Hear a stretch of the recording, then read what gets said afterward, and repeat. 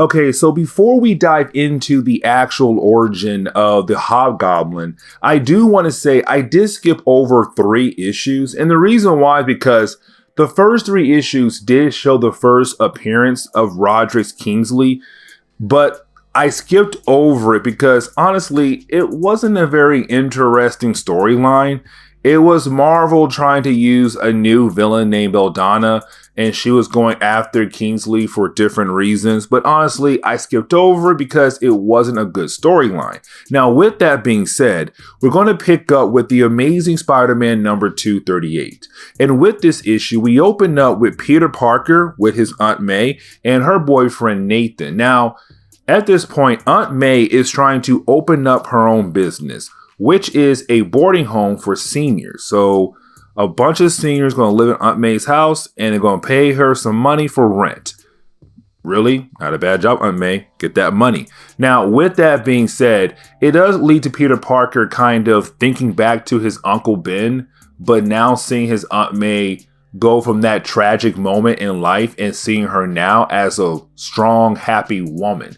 Now, after they leave the office, sign the paperwork to say, hey, she now has legit business, there is a car that almost runs over Aunt May and Nathan and Peter Parker as well. And with that happening, it makes Peter Parker very angry. And so he decides to leave his aunt and her boyfriend behind to go figure out why was this car in such a hurry that he almost hit 3 innocent people. Now, Roger Stern does an amazing job to tell us that this new villain at this time in Marvel Comics is going to be a spinoff from the Green Goblin. And you'll see what I mean here in a minute, because you do have Peter Parker being Spider-Man and chasing after the thugs who almost ran over Aunt May, her boyfriend Nathan, and Peter Parker. And so it does lead into an intense police chase where you have 2 thugs just trying to get away from Spider-Man and also the police. Now, 1 thug does get captured, which is great, but 1 thug does get away.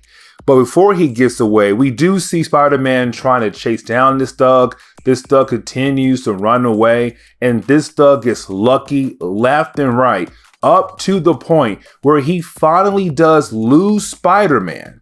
Except after he does lose Spider-Man, that is when he finds a hidden bunker. In this bunker, of course, it has all of Norman Osborn's old Green Goblin tech and suit. And so right off the bat, that is Roger Stern saying this new character is going to be a spin-off from the Green Goblin. Now, after that, we do get a page where you have Aunt May getting home and getting a phone call from Anna. Anna is actually the aunt to Mary Jane. And this is Marvel reminding us at this point, Mary Jane and Peter Parker are not together. They had some issues. They're not really talking, but they're not together. With that being said, we do jump back over to Peter Parker because Peter Parker actually did attach a camera to a police car in that police chase from earlier so he could get some pictures to take to the Daily Bugle so he can get some money because, of course, Peter Parker always needs some money. But with that, you do have Robinson, who does work there, telling Peter Parker that the police chase actually ended at one of Norman Osborn's old warehouse. Spider-Man did not know that. The police chase ended there and he had no clue. So with that happening, he just left. But now you have Robbie telling Peter Parker, yeah, man, the police chase ended at Norman Osborn's old warehouse. And that makes Peter Parker remember Norman Osborn quickly because what happened between him and Norman Osborn, the death of Gwen Stacy, and also Norman Osborn being the father to Harry Osborn, Peter Parker's best friend, and Norman Osborn being the Green Goblin. Now, we do get a page where we get that thug that got away earlier that found one of the many secret bases of Norman Osborn, where he found a lot of Green Goblin techs and suits. He calls up a mysterious person who may be intrigued in buying the Green Goblin tech and suit from him. Not only buy it, but take it out of his hands. And of course, this is our first look of someone becoming the Hobgoblin. Now, we do get back to Peter Parker and Robbie Robinson on their way home from the Daily Bugle, except on their way home, you do have Robbie get a call about another incident happening nearby at a Norman Osborn warehouse. So, of course, you do have Peter Parker and Robbie Robinson go to that location where they do run into another photographer named Lance Bannon. Honestly, do not worry about him. He's just here to be like, hey, I'm Peter Parker's arch rival when it comes to taking photos for the Daily Bugle. That is it. Moving on. Of course, this is another secret base that Norman Osborn had in New York City where he kept his Green Goblin tech and suit at. And so with that being said, you do have Peter Parker go into the building to confirm for himself that someone is going around and basically now trying to gather up Norman Osborn old Green Goblin tech. And he's kind of wondering who that person could be. Now, getting back to our mysterious character and Georgie, the thug that got away from Spider-Man earlier, we see them driving an empty van. Now, our mysterious character, he does get out of the van. And this is Roger Stern telling us this guy here, he's going to make sure that there is no way anything can get back to him. Because he said, listen, if Georgie gets caught, the police could somehow make a connection between Georgie and our mysterious character. So our mysterious character basically blows up the empty van that Georgie was in. Now Georgie is dead. Our mysterious character goes into his home where he sits down and he starts to make his Hobgoblin outfit. The mask, the cape, the suit, everything. Now the tech, the gear, the weapons, all that stuff, all that comes from Green Goblin. And so he's going to use all the weapons that Norman Osborn made over the years to help boost up his chance to become a better Goblin. Now, you do have our new Hobgoblin talking about Norman Osborn as a madman, but at the same time, kind of giving him praise because everything he made when he was the Green Goblin is amazing to this mysterious character. And so, yes, the new Hobgoblin is saying, yes, Norman Osborn is a madman, but he was a brilliant madman. And I'm going to do my best job to replace that madman and become the Hobgoblin. And this is the moment we get the Hobgoblin, which is kind of cool. So there we go. First issue down. Now with Amazing Spider-Man number 239, it does open up with Hobgoblin already attacking the city. He's already causing havoc. He's attacking different places that used to belong to Norman Osborn, warehouses that now belong to Oscorp. And so with that happening, you do have some board members call the person who's in charge of Oscorp, which is Harry Osborn, the son of Norman Osborn. And they asked Harry Osborn, did you know your father had hidden rooms set in places that were not on the blueprints? We had no idea about this, did you?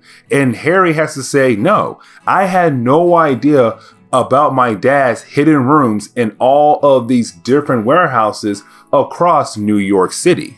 Now, word gets out quickly because you have the Daily Bugle just printing copies left and right to tell New York someone is going around attacking random warehouses that used to belong to Norman Osborn. Of course, our mysterious character gets a copy of that newspaper and he is pleased because now word is getting out about a new threat in New York City, a new villain. Now, this is also the moment where we find out that our mysterious character has the old journals of Norman Osborn when he was the Green Goblin. And so with that happening, that means he knows all of Norman Osborn's old plans, where all the warehouses are at, and possibly these journals could have the secret identity of Spider-Man.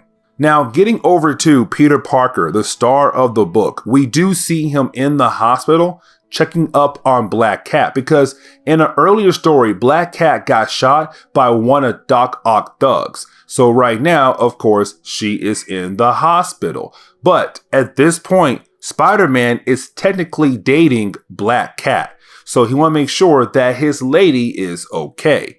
Now, a couple rooms down from Black Cat, someone else is also in the hospital. And that person is Madam Web, who is a psychic character that's been around in Spider-Man comics for a hot second at this point. But she was also injured by the Juggernaut when he came through in an earlier story. So of course, you do have Peter Parker stop by as Spider-Man to make sure that she is okay as well. But after doing that, he has to leave because he wants to go back out there to figure out who in the world is going out there attacking the different warehouses that used to belong to Norman Osborn. So we do jump over to Lance Bannon. Now, remember, I said earlier, Lance Bannon is a character who's not that important, but I'm going to cover this moment because this is a horrible moment for the character. Because you have Lance taking photos of his girlfriend, Amy Powell, and Amy Powell is posing in a way where Lance thinks that she is trying to pose for an adult magazine. So he gets upset. Then she finds some photos that he took of Spider-Man, wondering why he has not given it over to the Daily Bugle, because she knows why. Because Peter Parker gets better pictures. And so, of course, now he's even more upset. Then she goes on to say he needs to be careful because if Peter Parker can take better photos, meaning that taking your job away, he might take your girlfriend away as well. Then she leaves after she asks him out and he says no, wondering why he is upset. Because everything you just said to the man is rude and crazy. Now, it doesn't stop there because you didn't have Peter Parker getting back home to take a shower to relax because he realized that he smells. But after his shower, he's trying to catch some Z's to relax. And then he gets a phone call from Amy Powell, the girlfriend of Lance, where she's like, hey, Peter, we should totally go out. And Peter's like, who? What? No. Click? No, I'm trying to relax. But I'm like, Lance, she was serious. She's going to leave you for Peter Parker. Thank God Peter Parker said no, but this girl, she gotta go. Now, the second half of this book is just a fight between Spider-Man and Hobgoblin. And I really do like that because after you do have Spider-Man go to one of the many warehouses that used to belong to Norman Osborn, and of course, Hobgoblin was in that warehouse that Spider-Man went to, while they're fighting against each other, they realize the strength and weakness that their opponent has. Because for Spider-Man, he realized Hobgoblin has impressive tech that gives him the edge, but the problem is Hobgoblin does not have the super strength that Green Goblin had. Remember, when it came to Norman Osborn, Green Goblin, he had the Oz formula that kind of really gave him the edge to fight against Spider-Man, that super strength. And so with that being said, Hobgoblin does not have that formula. So right now, he's kind of just a regular person. But for Hobgoblin, he realized that yes, his tech gives him the edge against Spider-Man. But his problem is he does not have the super strength to deal with Spider-Man. And so he knows that he needs to figure out what did Norman Osborn do to give himself the edge to fight against Spider-Man. And so, of course, he is going to look back into those old journals that he found from Norman Osborn to figure out what did Norman Osborn do. After that, Spider-Man's like, listen, I had one heck of a day, but now I know I have a new powerful villain out there and I need to figure out who this new villain is. And that's the end of Amazing Spider-Man number 239. Now, with Amazing Spider-Man number 244, it does open up with Peter Parker making out with Black Cat, reminding us that these two characters were dating at this point in Marvel Comics. But after that moment right there, we do jump forward to the point where you have Peter Parker go back to Empire State University. This is the moment where we all know, if you are a big time Spider-Man fan, where Peter Parker quits graduate school. That is something very important, because after this moment right here, Aunt May kind of gets upset with Peter Parker for a long time that he had quit graduate school. So the first half of this issue is just him going around Empire State University trying to get everybody's signature that he needs that will officially let him quit graduate school. And then after this moment, we're going to have Aunt May be mad for a very long period of time in Marvel Comics. So the next 2 pages is really Mary Jane meeting up with Harry Osborn and his wife at this point in Marvel Comics, Liz Allen. Now remember, in the earlier issues in this video, Mary Jane was actually in Florida with her Aunt Anna. But at this point in Marvel Comics, she just got back in town, and you have Harry Osborn and Liz Allen wondering if she has been talking to Peter Parker. Of course, they have not been talking, because she did turn down his previous proposal for marriage. But after that, you do have Harry Osborn and Liz Allen going to one of their corporate office to meet up with the rest of the board members. Except when they walk into the office, that is the moment they find out that someone has attacked the corporate office people and tied them all up. And the question is, who done it? We know who. It was the Hobgoblin. Now, once again, word does get out very quickly about the corporate office of Oscorp being attacked, and word does get to Spider-Man. And so with word getting to Spider-Man, he does go by the police department to see his old friend, Captain D. Wolf. Now, unfortunately, she is not there, but Spider-Man does sneak into her office to look at the police reports. Once he does that right there, he does learn from one witness report that person who attacked the corporate office just wanted to know the locations of all the different chemical warehouses that Oscorp still owns. And so to Spider-Man and to us, we know it has to be Hobgoblin, because Hobgoblin barely got away from Spider-Man back in Amazing Spider-Man number 239. And so with that happening, we know it must be Hobgoblin trying to get the formula that made Norman Osborn the Green Goblin. Remember that Norman Osborn became the Green Goblin thanks to the Goblin formula, and it gave him super strength, something Hobgoblin does not have. And so it must be him trying to get the formula. But on top of that, you do have Spider-Man overhear some cops talking about how there are a group of cops right now in a shootout with some thugs at Pier 3.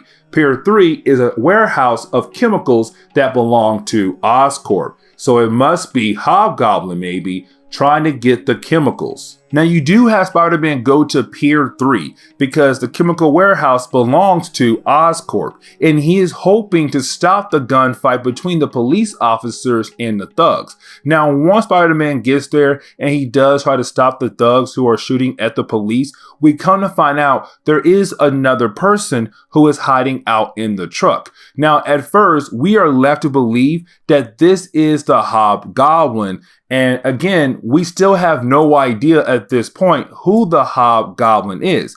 But telling you right now, this guy right here is not the Hobgoblin. Matter of fact, we're going to learn who this mysterious driver is here at the moment. But either way, this mysterious character knows that he needs some kind of diversion to get away from Spider-Man. So what he does is he throws a bunch of razor bats at Spider-Man, then throws a pumpkin bomb. Now, the pumpkin bomb is the bigger problem because this is a chemical warehouse. As soon as a small part of this warehouse get caught on fire, that means the whole warehouse could blow up soon. So that diversion lets the driver get away. Yes, Spider-Man does throw a spider tracer on the truck, but Spider-Man does not follow that thug because the rest of the thugs are still trapped inside the warehouse, so Spider-Man must go save them first before he can go follow the thug that got away in the truck. And you would think that Spider-Man would be able to follow the truck because he did throw a spider tracer. We kind of find out at the very last minute, there was some kind of switch where the chemicals got moved to a different truck. And so the original truck that has the spider tracer on it is now empty. But Spider-Man still follows that truck because his spider tracer is telling him, hey, the truck is here. It's inside now, a 18-wheeler truck. Spider-Man does try to stop it, but once he does, he realizes that, hey, all of the chemicals are now gone. So the question is, where did the chemicals go? Well, we see the truck go to Long Island. And this is the moment we get to learn about the person that was driving the truck. His name is Lefty Donovan. That name is going to be very important for later parts in this video right here, or the last part really. But we do see Lefty Donovan walk into this house that he drove to. Of course, come to find out that Lefty Donovan actually works for the Hobgoblin. And so this was the Hobgoblin getting what he wanted, the chemicals that belonged to Norman Osborn to hopefully recreate the Goblin formula to give him the strength he needs to finally defeat Spider-Man. And so with Amazing Spider-Man number 245, we pick up with Spider-Man going to the district attorney's office, which of course is Blake Tower. Now, Blake Tower has been around for a tad bit in Spider-Man comics at this point in Marvel, but the reason why Spider-Man came here for is to hopefully gather some kind of information about Lefty Donovan. Now remember, we now know Lefty Donovan is not the Hobgoblin. Lefty Donovan met up with the real Hobgoblin at the end of the last issue, but for Spider-Man, he does not know that. And so to him, it has to be Lefty Donovan who is the Hobgoblin because he was the only one to be identified by the police officers. And so it's Spider-Man coming here saying, hey, Blake, let me look at some police reports about Lefty Donovan. And Blake tells him no because Spider-Man is a vigilante. He is not an officer. He has no clearance to look at any kind of police reports like the Avengers. Now, you do have Blake ask Spider-Man, what is the big deal with the Hobgoblin? Spider-Man is afraid to tell Blake because it will basically tell the world that Norman Osborn was the Green Goblin. That was something that was not shared to the world at all. And so right now you have Spider-Man leave to go figure out how can he learn more about Lefty Donovan. Now there is a set of pages where we're left to believe that this is the Hobgoblin beginning to work on the chemicals that made Norman Osborn the Green Goblin. He is trying to recreate this. Now, of course, this is not Hobgoblin. This is someone else. But you do have this person realize that there is some kind of bad reaction between all the different chemicals. And so it leads to a small explosion that does burn this mysterious man's face and starts a fire in this house. Now, this man is lucky because someone else does come by the house to run in there, pull him out of the house, try to go back in there to see if anybody else was in the house, and the house does blow up. So that other person is now dead. But our original guy, the one who got his face all burned up, he is lucky that police came, they took him away, and he is going to live, but of course with a very badly burned face. Getting back over to Spider-Man, we see him swing over to the Daily Bugle to get the chance to look over some old reports about Lefty Donovan to learn more about him. Unfortunately for Spider-Man, he is greeted by Betty Brant. Well, at this point, she was Betty Leeds because she was married to Ned Leeds. Now, moving on, this is Betty Leeds coming to Peter Parker like a big sister, an old friend, whatever. But she's like, hey, Peter, you should totally come with me and get a free meal with me and my husband. Peter's like, hey, a free meal? I am not going to turn that down at all. Let's go, girl. And so he does leave with Betty to go get a free meal. Now, before we learn the real reason why Betty is trying to give Peter a free meal, we see that J.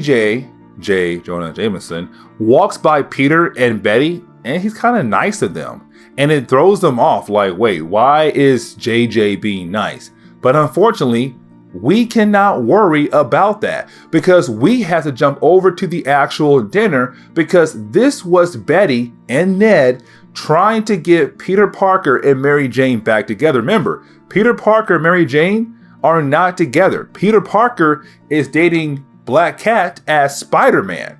And so right now he's like, oh my gosh, it was a trick to get me and my ex-girl together. Lordy. And also, he's still thinking about Black Cat as well. So he has feelings for both women at this point in Marvel Comics. But he does tell us that ever since he has been trying to figure out more about Lefty Donovan, trying to check up on Black Cat and other things going on, it has been 3 weeks. 3 weeks. With that being said, that means the guy who tried to recreate the Norman Osborn Goblin formula, who got burned by it, well, he got burned 3 weeks ago. Now, we learned this because our mysterious character from earlier, who was working on the Norman Osborn Goblin formula to recreate it, he wakes up after being burned in the face and being knocked out for 3 weeks. And so right now, this man has some memory loss, but he begins to remember different things about himself. Throughout the next panels, we see him get up. He takes a guy out to get a disguise to sneak out of the hospital to move forward with that. He does go on back to the house that got burned down. He then finds a secret room that is holding all this different hobgoblin stuff. This man is beginning to believe that he is actually the Hobgoblin. He puts it on. He gets on the glider. And he's like, yes, I must be the Hobgoblin. That's right. All of this is mine. And so now this man, he has the Norman Osborn Goblin formula in him. Yes, his face was burned, but he was hit with the chemical, meaning that he does have the super strength. But now he also has all the tech to make him the Hobgoblin. He believes he is the Hobgoblin. Now, getting back to Spider-Man, we see him actually meet up with an officer named Lou Cinder. Lou Cinder has been a close friend of Peter Parker as a way to kind of help Peter Parker out with some police work. And this is Spider-Man going to Lou to hopefully get a look at some old police reports about Lefty Donovan, which you do have Lou Cinder give Spider-Man the chance to look at some police reports as he steps out of the office. But after Spider-Man does gather some information about Lefty Donovan, that is the moment you have Lou come back in to tell Spider-Man, hey, Hobgoblin right now is attacking New York and he is calling out your name for battle. So leave my office, get down there and fight that man to save innocent people's lives. Now, we do get a fight between Spider-Man and Lefty Donovan, who is Hobgoblin.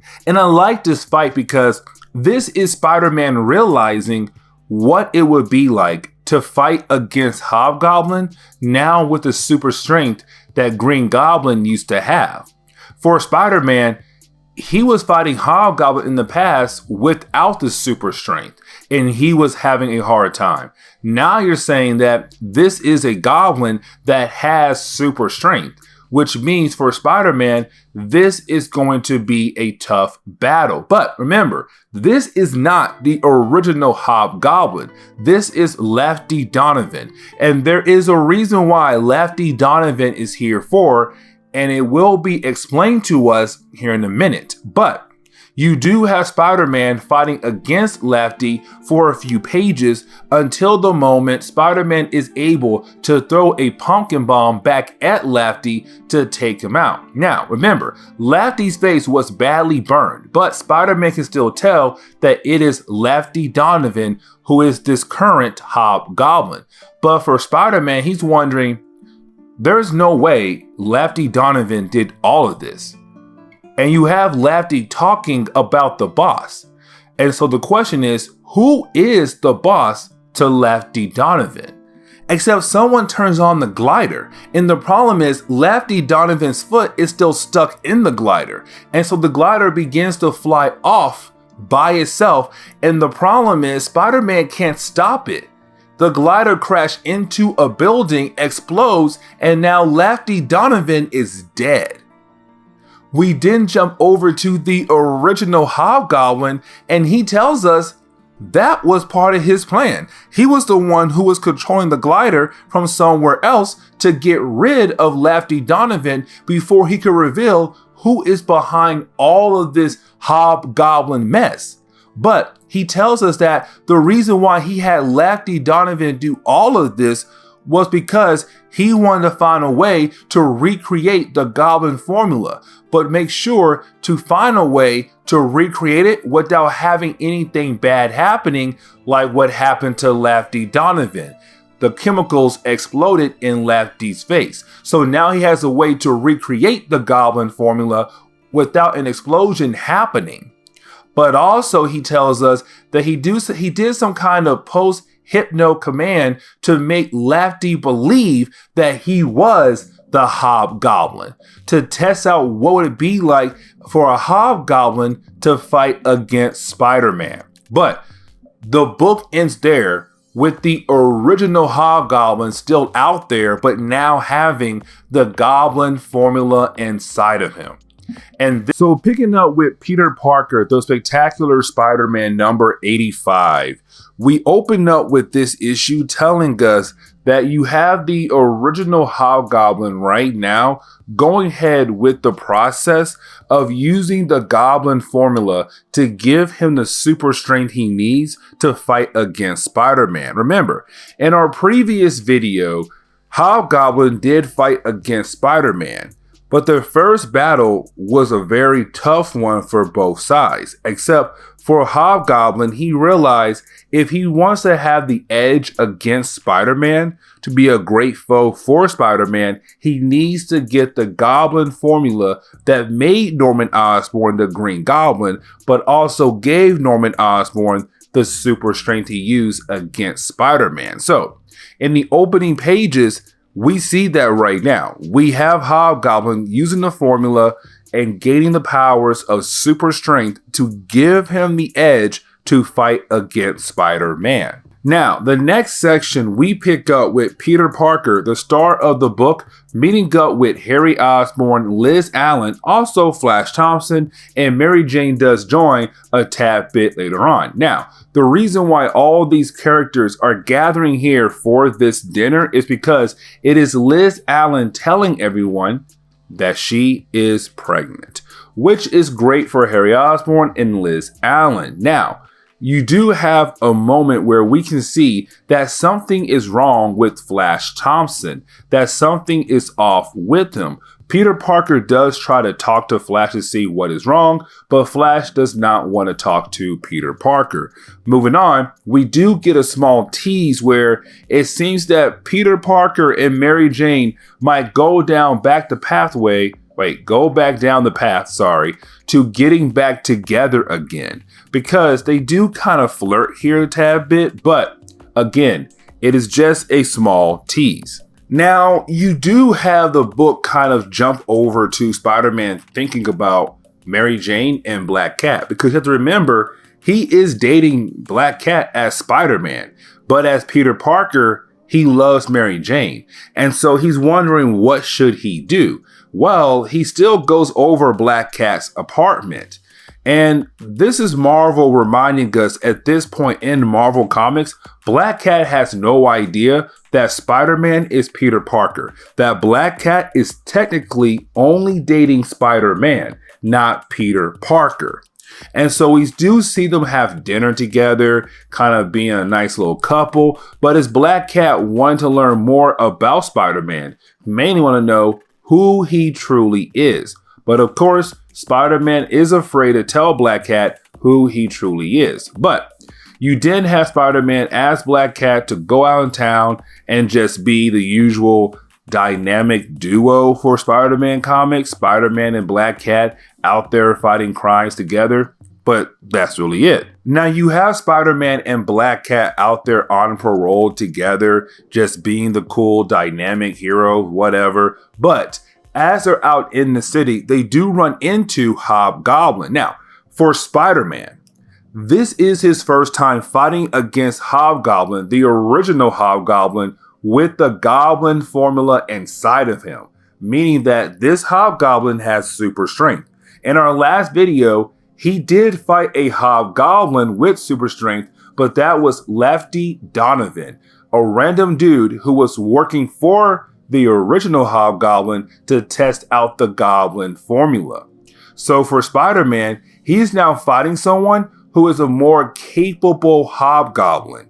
But this is the moment we get to learn that Spider-Man is really concerned for Black Cat.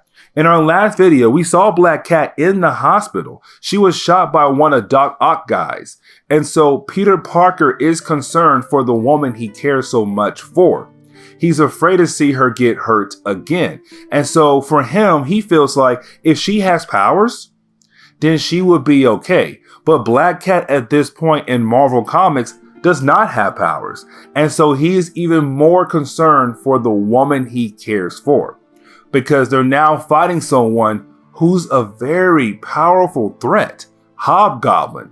So this fight does go on for a few pages. You have Spider-Man and Black Cat try everything they can to stop Hobgoblin, but unfortunately, he does get away once again to bother Spider-Man down the road. But Black Cat feels like she's being blamed for Hobgoblin getting away because the thing Spider-Man said to her. And so now she is in her feels. Now, Amazing Spider-Man number 249 opens up with Peter Parker at the housewarming party for Liz Allen and Harry Osborn. Now, of course, in the opening pages, it is Peter Parker being hit on by some random lady. Honestly, she does not matter, so moving on. But it is Peter Parker kind of hanging out, celebrating the new home for Harry Osborn and Liz Allen. Everybody seems happy. Matter of fact, Mary Jane does show up, and we kind of get another tease where it seems like Mary Jane and Peter Parker are on the right track of getting back together once again, even though we still got Black Cat on the sideline because Spider-Man is dating Black Cat as well. Moving on. Now we do get into the main plot line for these next few issues we're going to cover, because you do have the story jump over to the Daily Bugle, where we pick up with J. Jonah Jameson. Now, somebody is out there blackmailing J. Jonah Jameson, because if you go back to the early days of Amazing Spider-Man, JJ would always try to find a way to get rid of Spider-Man. Sometimes those ways were illegal and making supervillains like Scorpion. So somebody found out that JJ had a hand in the creation of Scorpion, and now they are blackmailing him and telling him to come to a supposed meeting. At the same time, somebody also is blackmailing Harry Osborn as well. Now, for Harry Osborn, we don't know what they're trying to blackmail him with, but it makes him leave the housewarming party on his motorcycle and make Liz Allen worried. And so Peter Parker says he will go check up on his friend. Now, Peter Parker does find out that Harry Osborn is being blackmailed, except his blackmail is a tad bit different. In his letter, it is somebody telling Harry Osborn that they know Norman Osborn was the Green Goblin. That is something no one knew except Norman Osborn and Spider-Man himself. Harry Osborn did remember his father being the Green Goblin, but thanks to a few things, he lost his memory. And so he forgot completely that Norman Osborn was the Green Goblin. So we're back down to two people.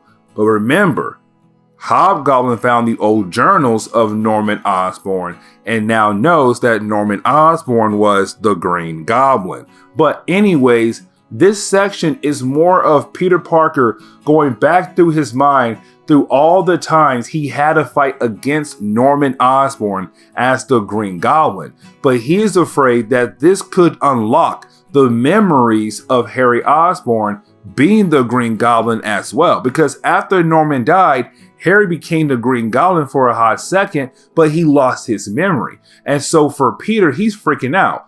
These letters could basically unlock all of those old memories and have Harry slip again into becoming the Green Goblin once again. Now, you do have Peter Parker and Harry Osborn go to where the blackmail letter told them to go to, which is some kind of club where a lot of rich folks go to. Harry Osborn does take Peter Parker along as his guest. Now, while Peter Parker and Harry Osborn are there at this meeting, they do begin to see some familiar faces at this meeting, starting with Kingpin, the Kingpin of crime, Wilson Fisk. He is there. So the question is now, what is he being blackmailed with? Now, a few panels later, they also see JJ walk in.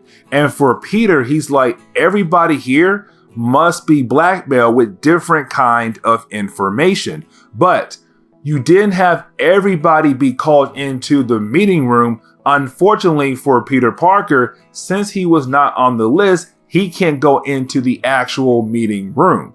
He's okay with that because he can now change into his Spider-Man outfit to learn more about what is going on here. Now, of course, we knew that it was the Hobgoblin behind all of this. It was that obvious that he was the one planning to do something to the people he's blackmailing, which we do kind of find out what his plan was. Because since he's holding a lot of different blackmail information on different characters, he tells these characters that they need to pay him a certain amount of money every single week.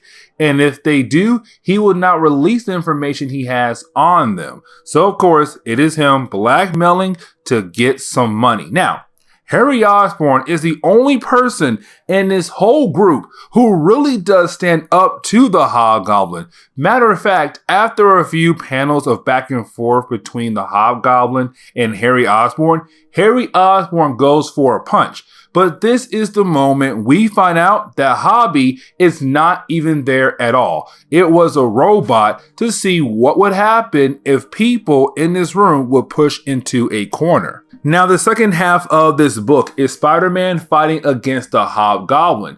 Now, this is the first time Spider-Man has fought against Hobgoblin by himself with the Goblin formula. In the earlier issue, he had Black Cat. Yes, Black Cat got in his way, but Black Cat was still there. And so it gave Spider-Man an edge against Hobgoblin. But now, it is just Spider-Man fighting against Hobgoblin by himself. And so it makes this a very interesting battle, but after a few pages, it does end up with Hobgoblin actually winning. He does beat up on Spider-Man. Now, Spider-Man wants to throw a spider tracer on Hobgoblin, but since he was so badly beaten, he does pass out before he is able to do that. Now, when it looks like Spider-Man might be killed off by Hobgoblin, you do have Kingpin come in at the very last second and save Spider-Man's life from Hobgoblin. And there is a good reason why. Because after Hobgoblin leaves to go see another day, you do have Kingpin wake up Spider-Man to tell Spider-Man, hey, listen, I just saved your life. I also put that spider tracer that you were planning to put on Hobgoblin. Well, I went ahead and put it on there for you so that you can go follow him, hopefully stop him, because right now Hobgoblin is hurting Kingpin's business.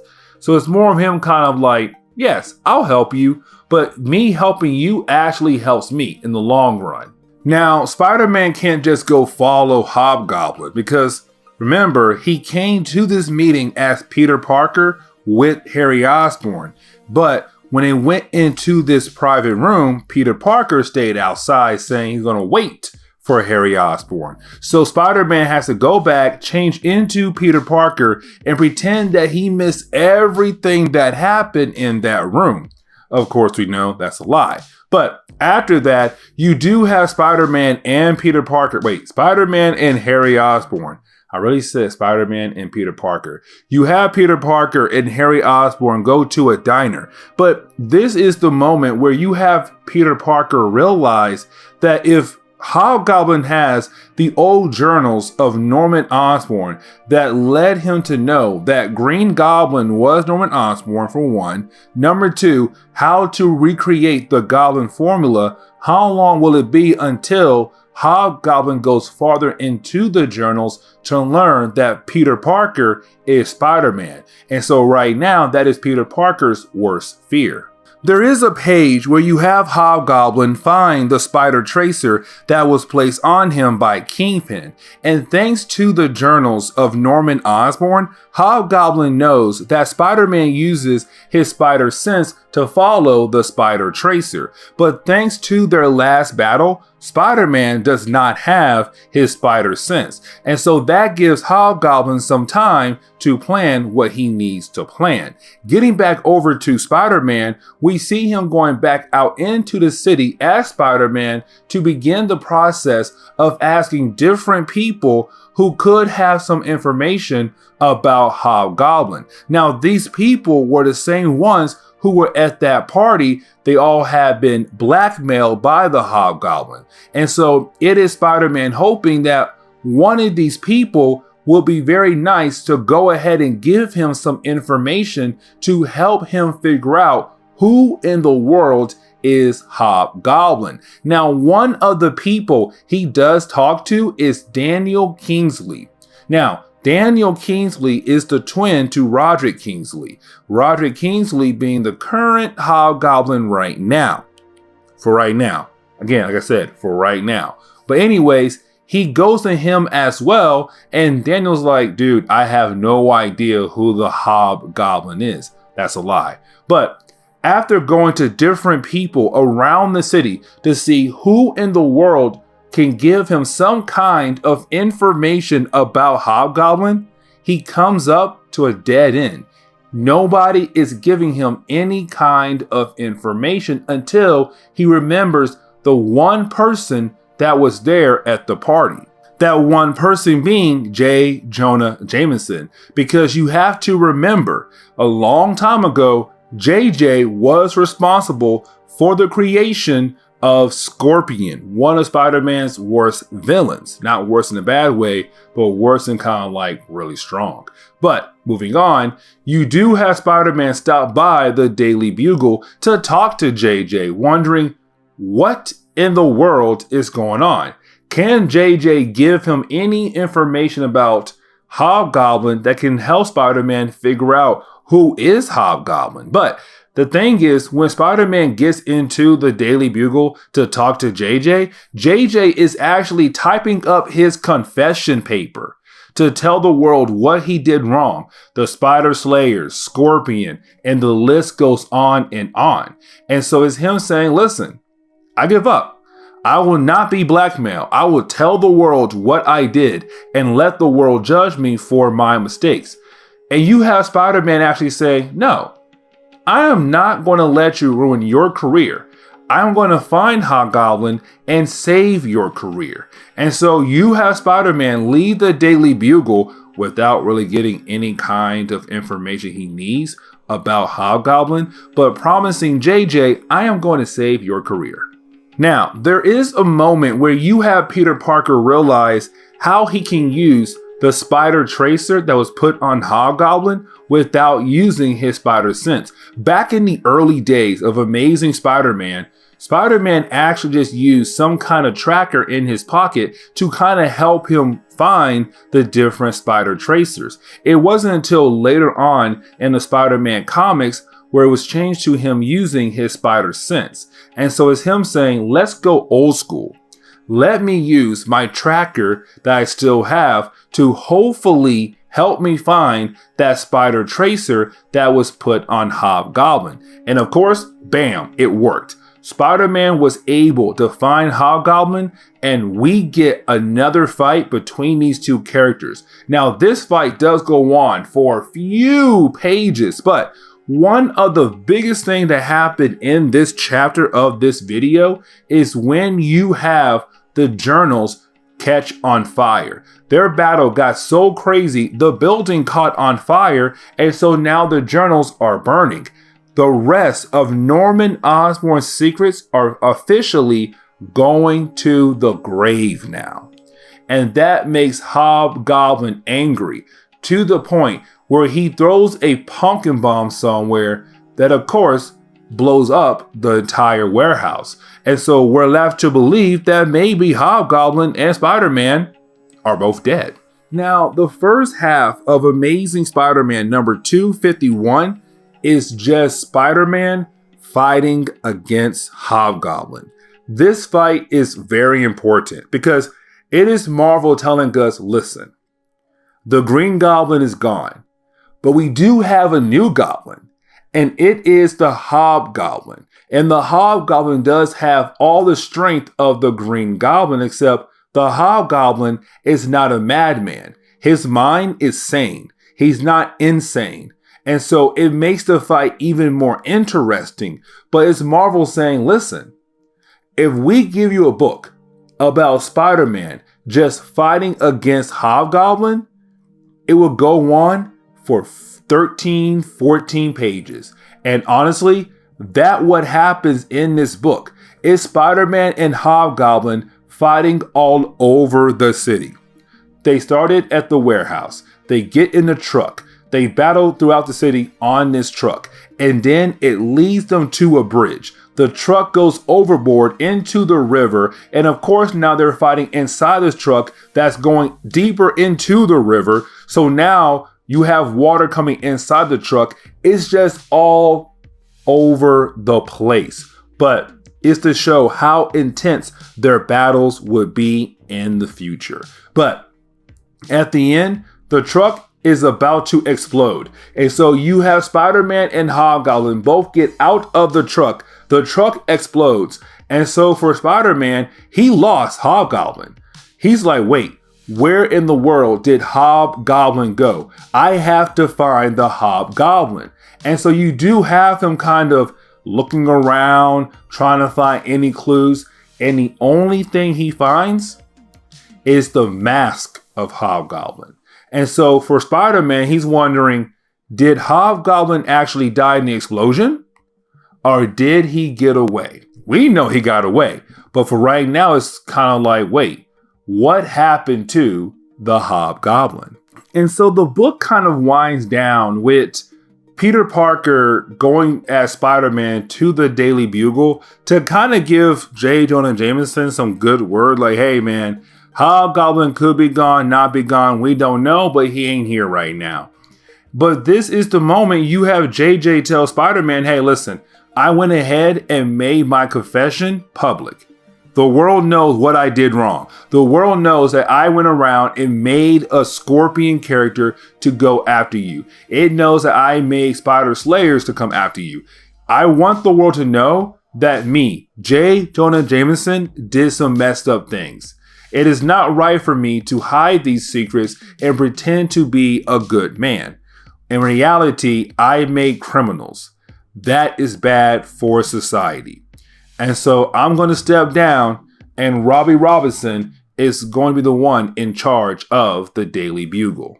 And so you have the book closed down very quickly for really one good reason. But before we get into that reason, you do have Peter Parker go check up on Harry Osborn, because Harry Osborn just found out again that Norman Osborn was the Green Goblin. Now, with him finding out that Norman Osborn is the Green Goblin, he's like, my dad was a criminal. He murdered people. That's horrible. But it's Peter Parker trying to calm his friend down. Now, for Peter Parker, the main reason why he's trying to calm his friend down, because last time Harry Osborn freaked out, he became the Green Goblin himself and went after Spider-Man. And so it's Peter like, let me make sure Harry Osborn doesn't go crazy again and become the Green Goblin. But after that moment, something makes Spider-Man's spider sense go off. And so he starts heading towards Central Park. Now, for my hardcore Marvel fans, you know this moment right here. You know this moment. We already cover it. But this is the issue for Spider-Man that leads into Marvel's Superheroes Secret Wars. The first one, the very first one that came out in the 1980s. This book leads into that. And of course, we watch Spider-Man fighting with the rest of the heroes and ending up bringing Venom home.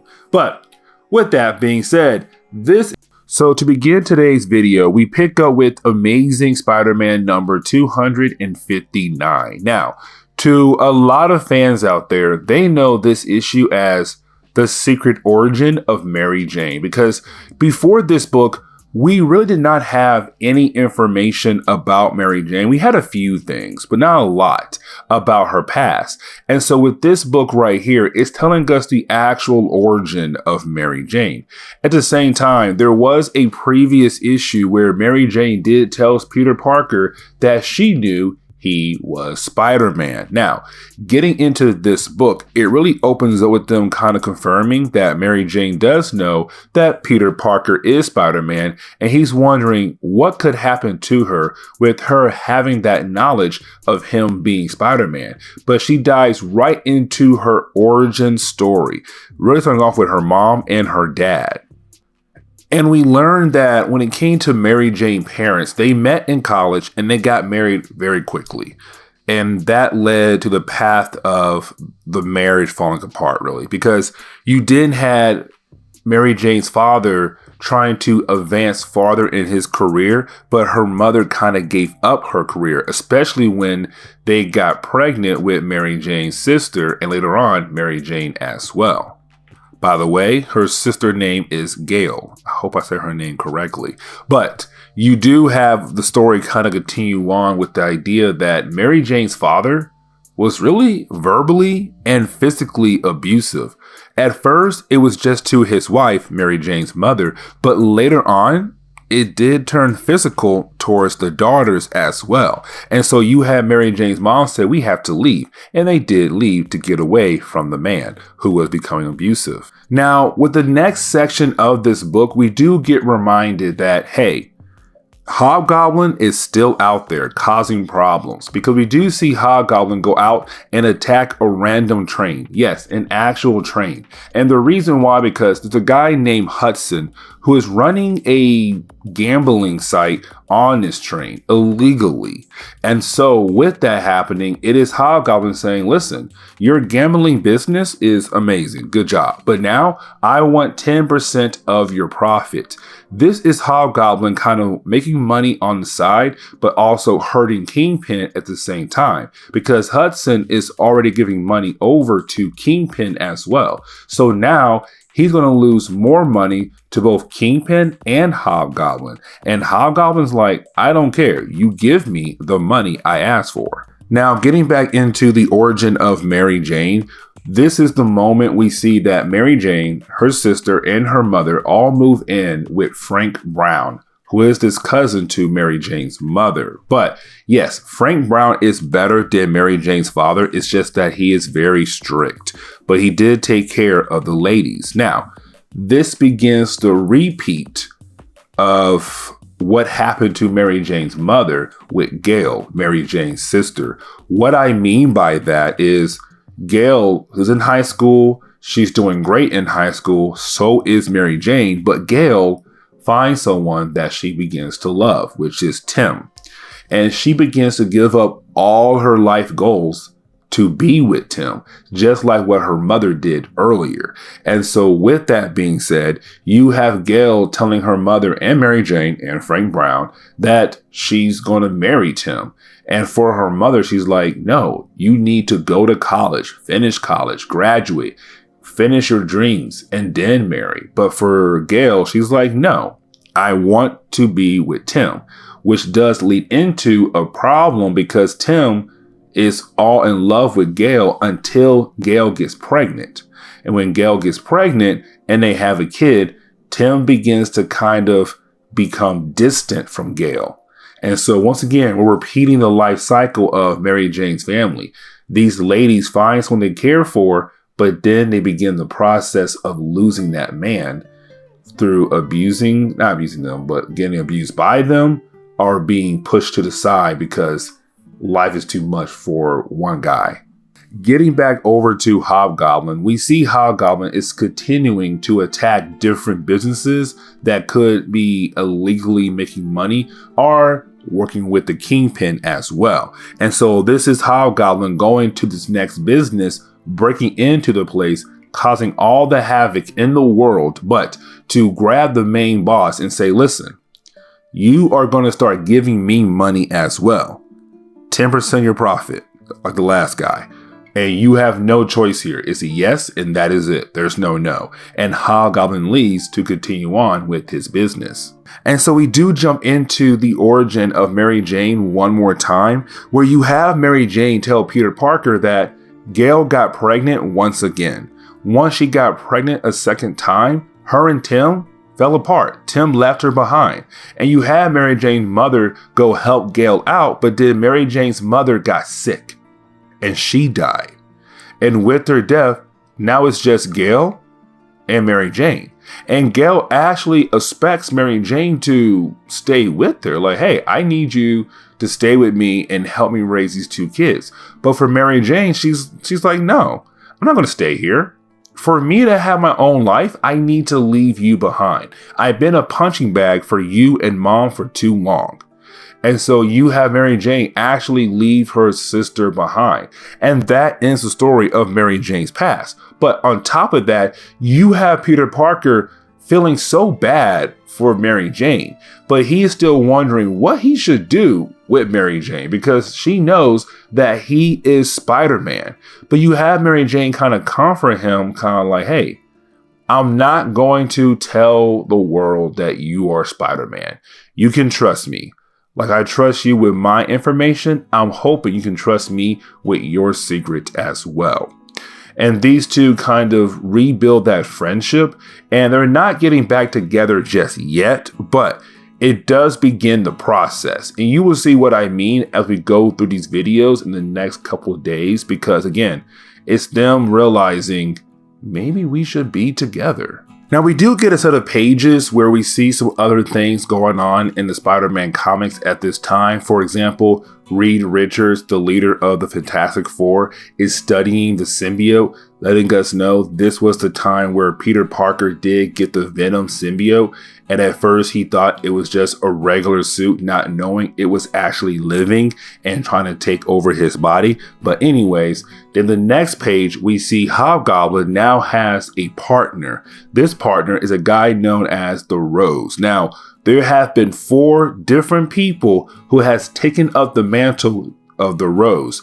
This is the first one, and this is the son of Wilson Fisk, the Kingpin. It is Richard Fisk trying to overthrow his father. But anyways, you do have Hobgoblin tell the Rose that they're going to go after Harry Osborn and his wife, Liz Allen. And so to wrap up the first issue that we're covering right now, you have Peter Parker getting back home after seeing Mary Jane and learning her past and realizing he can trust her with his secret of being Spider-Man.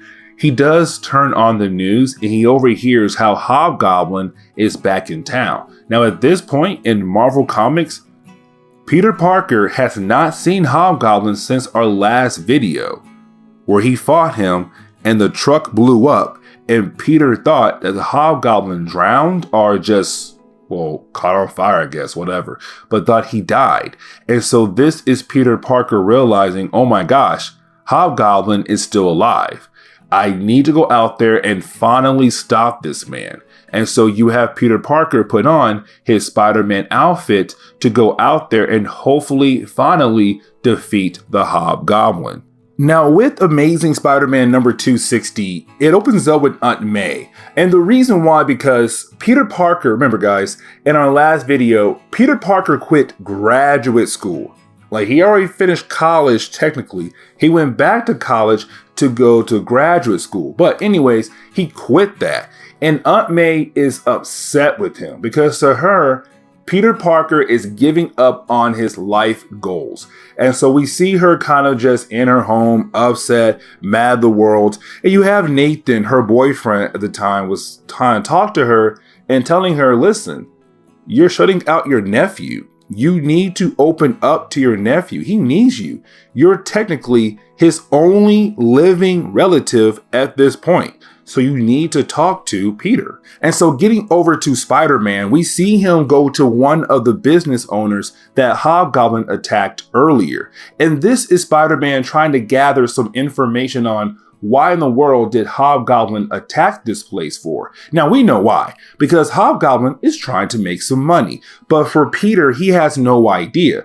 And so after he beats up some thugs and being able to have a one-on-one conversation with one of the owners that got attacked by Hobgoblin, he finds out that Hobgoblin is trying to make some money, trying to take 10% of profit from this owner. But this owner does tell Peter that no, Hobgoblin does not collect the money himself. He sends somebody else. And that's all what Spider-Man needed to hear, and he leaves. Once Spider-Man leaves, he begins to think about Mary Jane and Black Cat. Remember, Mary Jane and Spider-Man are not together. Spider-Man is dating Black Cat, but he's dating Black Cat as Spider-Man, not Peter Parker. What I mean is, Black Cat has no idea that Peter Parker is Spider-Man. And so all she knows is Spider-Man. But their relationship is on the rocks at this point because Black Cat is keeping a secret from Spider-Man, which is that she got some powers through one of his villains, Wilson Fisk, and she knows that it's going to make him very angry. But moving on. This is Spider-Man wondering what to do, but also he's thinking about Harry Osborn, Norman Osborn, because they're the Green Goblin. And he's hoping that he can figure out how to stop this new goblin, the Hobgoblin. The next set of pages is really just Hobgoblin reminding us that he is working with the Rose because he wants to take down Harry Osborn and Liz Allen. And the Rose, after Hobgoblin leaves, talks to one of his men, and the Rose says, listen, we're just using Hobgoblin to reach our own goals, but those goals right now, guys, do not matter for this story. But after that moment, you have Mary Jane meeting up with Harry Osborn and Liz Allen. The reason why, because Liz Allen and Mary Jane are going to have a little girls' time, go on dinner together, while Harry Osborn goes back to the office to take care of some business. Now, this is the moment where you have Hobgoblin attacking Harry Osborn. And the reason why Hobgoblin is attacking Harry Osborn for is because Hobgoblin actually wants more copies of Norman Osborn's journals. That is very important because you have to remember, in our last video, the journals, they got burned up when Hobgoblin and Spider-Man last fought against each other. And so right now, it is Hobgoblin coming to Harry Osborn hoping to get more copies of this journal. But luckily for Harry Osborn, Spider-Man was nearby. And Spider-Man does begin to fight against Hobgoblin. But even though this fight is very cool to see, is Spider-Man fighting against Hobgoblin and he's trying to stop him, their fight does go on for a few pages, a lot of pages to be exact. But this is not the important part of this story, because after Hobgoblin is able to kind of get away from Spider-Man and go on with his plans of trying to hurt Harry Osborn and Liz Allen, we realize he's only going after Harry Osborn right now. What about Liz Allen though? But then you have to remember Liz Allen and Mary Jane went to dinner together, or breakfast, lunch, whatever. But Hobgoblin has some of the men of the Rose go and grab them. And they grab them right when Harry Osborn sees them getting grabbed. And unfortunately for Harry Osborn, he is unable to save his wife and his friend Mary Jane from being kidnapped. But on top of that, you see Harry Osborn's mind begin to slip. And what I mean is, he starts saying things like, I am the son of the Green Goblin. Now, he already knew he was at this point, but it seems that at this point right here, he might go back to his old ways and becoming the Green Goblin once again himself, if he has to save his wife and his friend Mary Jane. Now, with Amazing Spider-Man number 261, we pick up with Liz Allen and Mary Jane realizing that they have been kidnapped by the Hobgoblin. They are confused on why they have been kidnapped for. We know why, since Hobgoblin thinks that Harry Osborn has copies of Norman Osborn Green Goblin journals. So it is Hobgoblin telling the ladies, listen, if Harry Osborn gives me what I want, I will not kill you guys. But if he doesn't, then I will kill you guys. Now remember, Liz Allen is pregnant. We found out in our last video that she is pregnant by Harry Osborn. And so the threat is even bigger now because it is Hobgoblin telling Liz, I will kill you and your unborn child if I don't get what I want. And we get reminded that Hobgoblin is also working with the Rose, the son of Wilson Fisk. And his name again is Richard Fisk. And so we jump over to Harry Osborn and we see him going through his dad things, hoping to find another copy of Norman Osborn's Green Goblin journals to save the life of his wife, his unborn child, and his close friend Mary Jane. But at the same time, is him kind of slipping. His mind is slowly beginning to slip because remember, Harry Osborn was the Green Goblin. But thanks to some things happening here and there, he forgot that he was the Green Goblin once. He forgot his father was the Green Goblin. But with Hobgoblin coming around, telling Harry, hey, your father was the Green Goblin, it's beginning the process of Harry Osborn possibly slipping. He's slowly slipping back to becoming maybe the Green Goblin once again. But he does find the journals and he does leave in a hurry. But while he is leaving in a hurry, we do see a spider tracer on the back of his car. Now we do get a set of pages where you have Harry Osborn meeting up with Hobgoblin to give over the last copy of Norman Osborn's journal. Now before Harry does that, he tells Hobgoblin he wants to make sure that Liz Allen and Mary Jane are okay. And so you have Hobgoblin knock out Harry, still read the journal, and then take Harry Osborn hostage. We also come to find out that Spider-Man used Harry as bait to make sure that Mary Jane and Liz Allen are okay. So Spider-Man is going to follow Hobgoblin back to the base to save all three of his friends from Hobgoblin and the Rose. And this leads into a set of pages where you have Spider-Man follow Hobgoblin back to the base the Rose was using currently in this warehouse where he is holding Mary Jane and Liz Allen. And with that, it does lead into a big fight between Spider-Man and Hobgoblin. Harry Osborn is also able to break out of the prison or the prison cell that the Rose and Hobgoblin put Mary Jane, Liz Allen, and Harry Osborn in. And so you get this section where it's just complete chaos. Not in a bad way, but in a way of saying that this is what happens when you have a man trying to save his wife and his unborn child and his close friend, which is Harry Osborn. At the same time, you have Spider-Man trying to save them and stop Hobgoblin. And you also have Hobgoblin who wants to use Harry Osborn for different reasons, but also kill Spider-Man. And so you have all these different sides trying to do all these different things. There is the Rose, but the Rose is like, listen, things are popping off. So it's time for us to get out of here before more things pop off. But with that being said, these next few pages is just Hobgoblin and Spider-Man fighting. The fire starts again in a warehouse. Another fire in a Hobgoblin story. But with this fire, it's kind of important because Mary Jane, Liz Allen, Harry Osborn, they're trapped in the flames.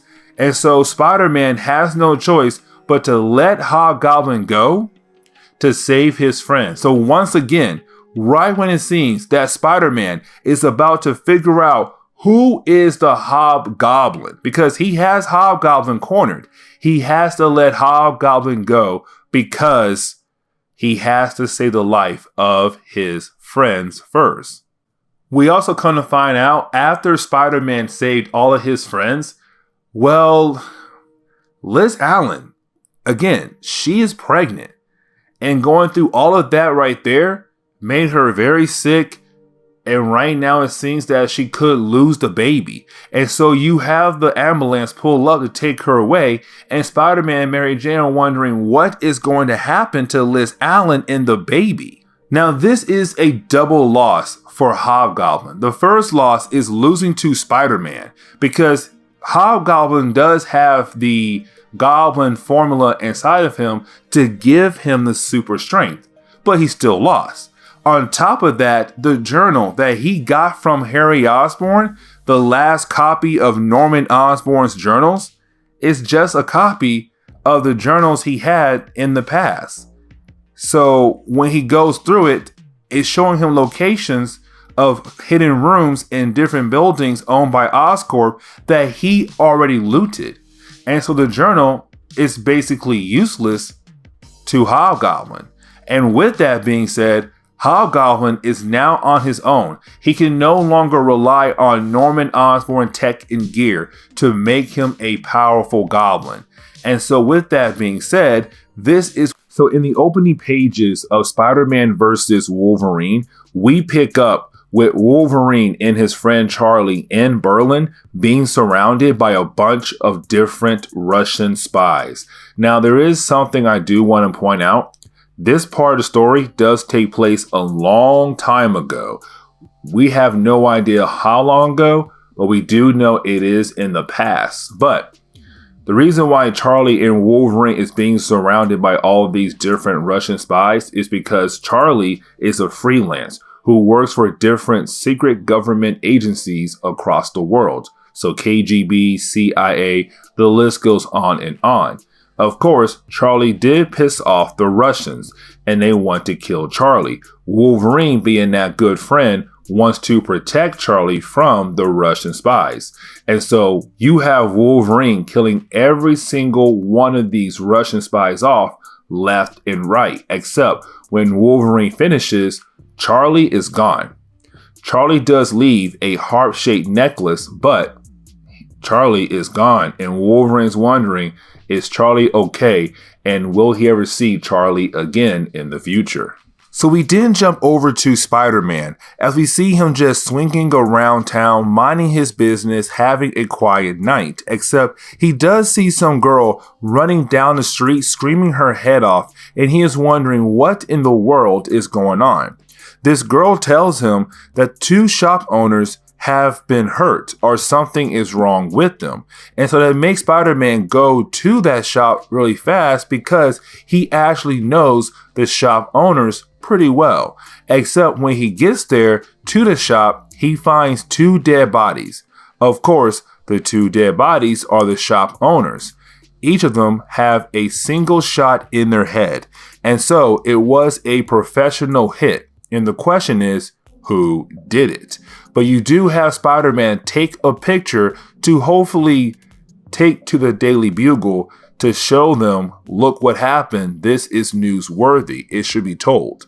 And so you do have Spider-Man go to the Daily Bugle. He does share the photos over to the Daily Bugle, and hopefully they will use the photos as a way to spread news on what happened to the two shop owners. Except then you have J. Jonah Jameson come in and tell Peter Parker that he has a new assignment for him and he needs to go to El Salvador. And so you do have Peter and JJ go into the office to discuss more of this new assignment. Except that is when you have Ned Leeds come in and tell JJ they need to talk. It's very serious and they need to talk privately. Ned Leeds is one of the reporters at the Daily Bugle. But for Ned Leeds to come in and tell JJ they need to talk privately, it means it is very serious. And so with Peter Parker leaving the Daily Bugle, you do see him go over to Aunt May's house because he is late for dinner with Aunt May, Mary Jane, and also some other people. Now, at this point in Marvel Comics, Mary Jane and Peter Parker are not dating yet. They did date in the past. Of course, things did not work out, but they are good friends, and she knows that he is Spider-Man. But honestly, this part of the story is to remind us Mary Jane is very important in Peter Parker's life. And so after Mary Jane and Spider-Man leave the dinner over at Aunt May's house, they do go to a movie, and it's kind of like, okay, these two can still spend time together, even though they do have feelings for each other, and she knows that he is Spider-Man. But right after they leave the movies, that is when Peter Parker's spider sense goes off to tell him something is about to happen. And so he makes Mary Jane leave while he go change into his Spider-Man outfit. Now he does freeze up for a hot moment because a homeless person saw him. And so he does freeze up. But unfortunately, with him freezing up for that short moment of time, there was a sniper out there. That is why his spider sense went off. That sniper found his target, killed his target, and now that sniper is gone. And so for Peter Parker, he's like, I failed. And just that quick, someone died or multiple people died. The question is now, who was the sniper?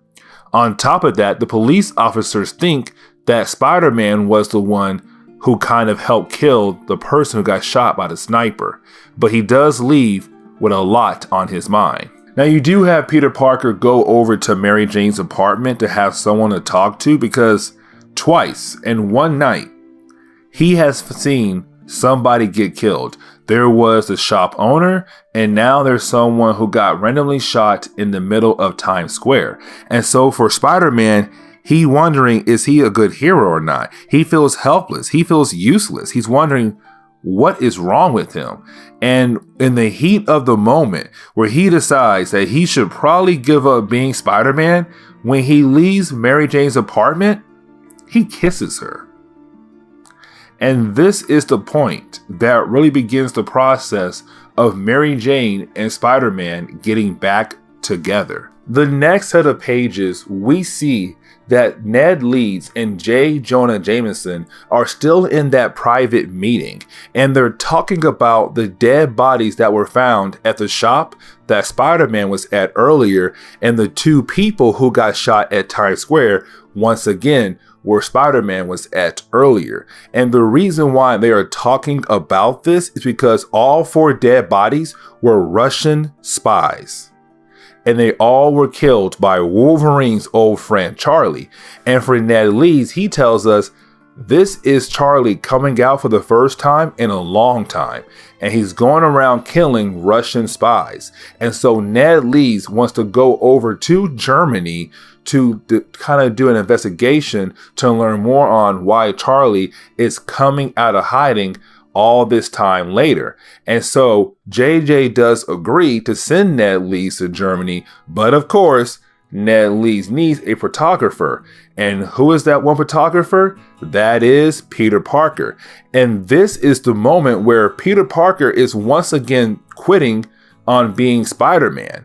And so when he thinks he's about to leave for the night to go have some quiet time, of course, the phone rings and JJ says, Peter, you and Ned are going over to Germany tonight. Now we do pick up with Wolverine once again, and with the dead bodies popping up and being all over the news, Wolverine took that as a message from Charlie that Charlie is back out there in the world again and Wolverine needs to go find Charlie. Except This does take place after the Mutant Massacre storyline for my X-Men fans out there. And so you have some X-Men telling Wolverine you need to stay, but of course Wolverine does not stay. Now, once Wolverine does get over into Germany, that is when he's being followed by some random muggers. These muggers are actually not that important.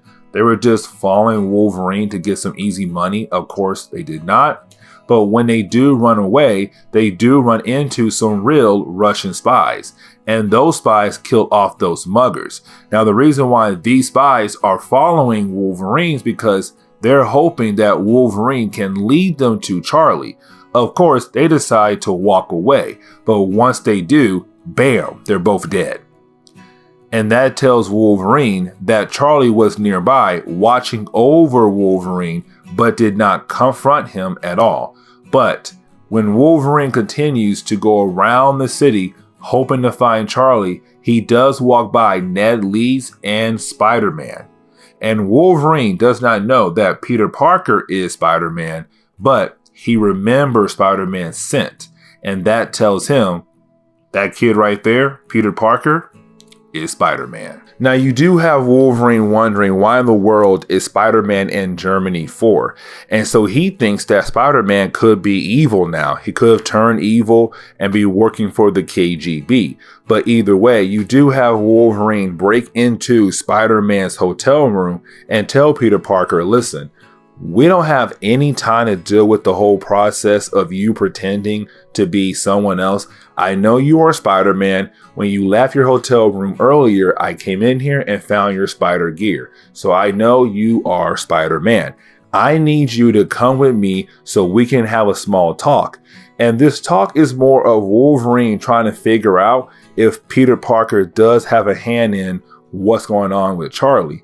And right off the bat, Wolverine can tell that Peter Parker is just really here to investigate. He has no connections to the KGB. But you do have Wolverine tell Peter Parker that he needs to leave.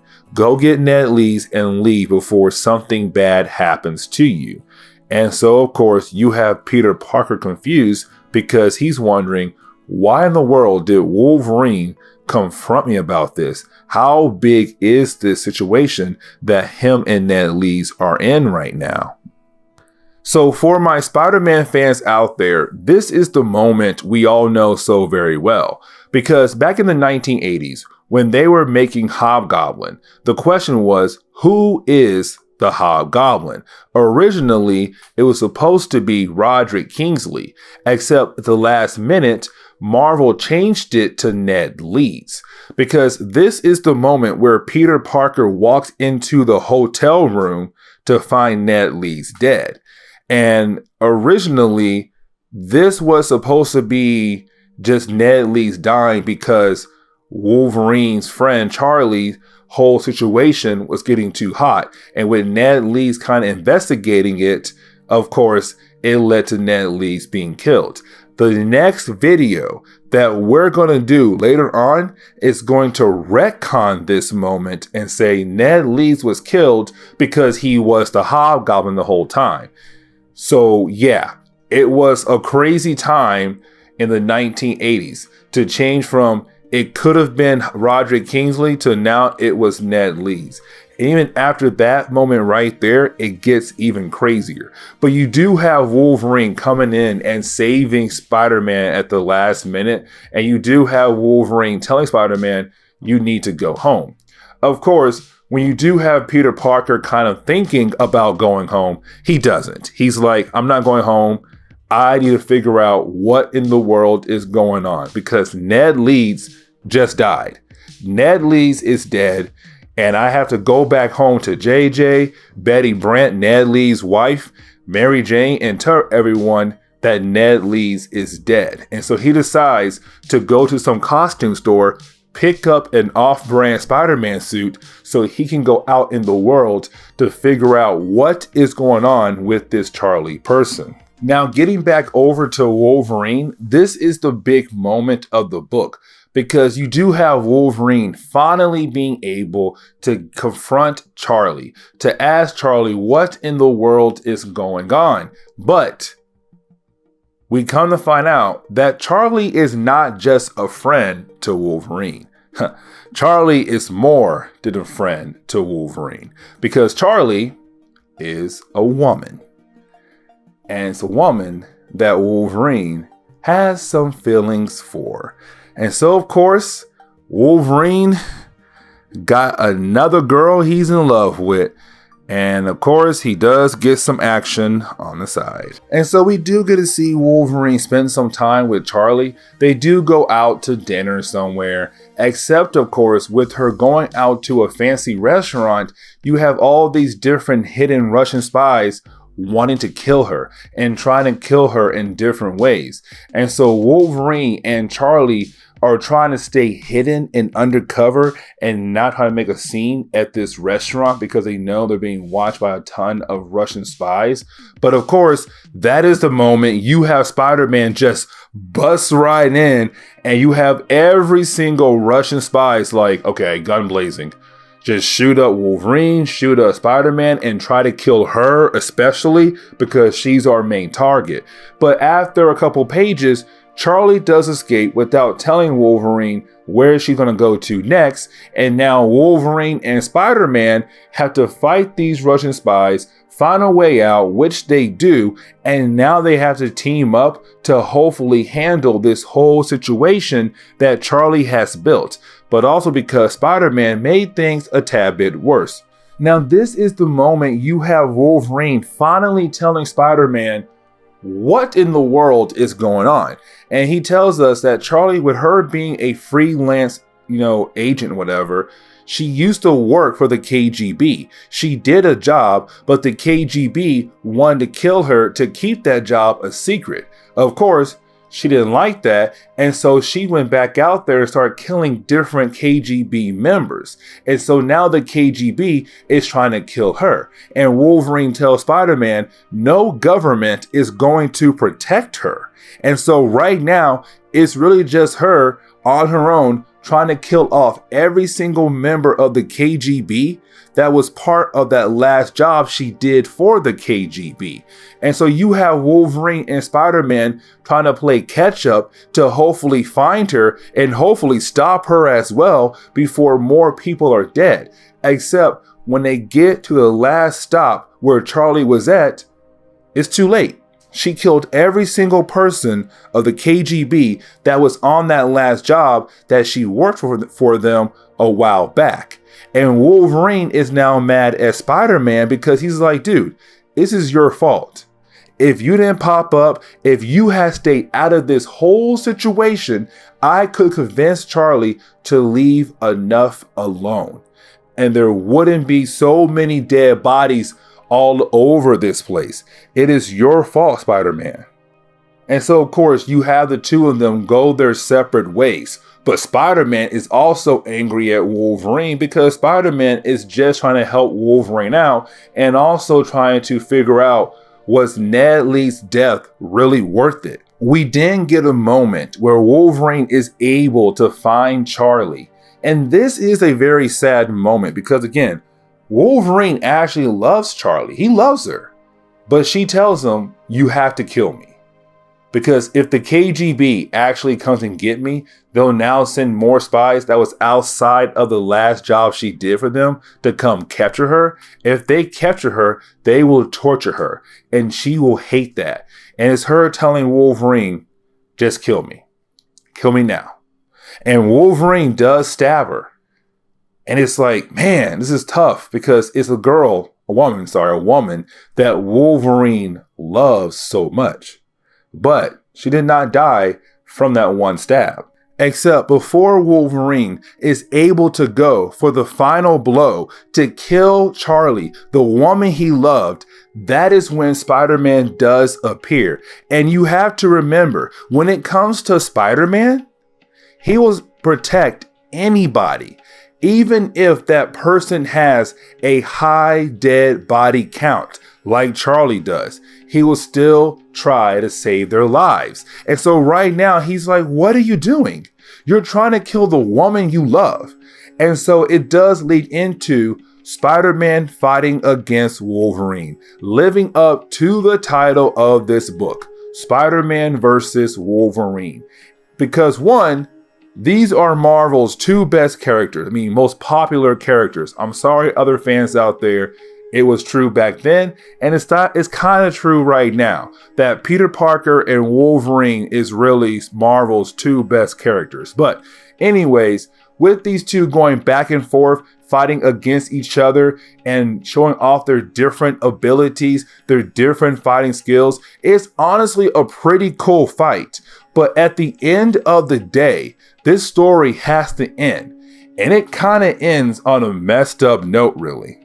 And so with their fight finally being over, you do have Wolverine leave. But then Spider-Man's spider sense goes off and he thinks that Wolverine is coming back for another attack.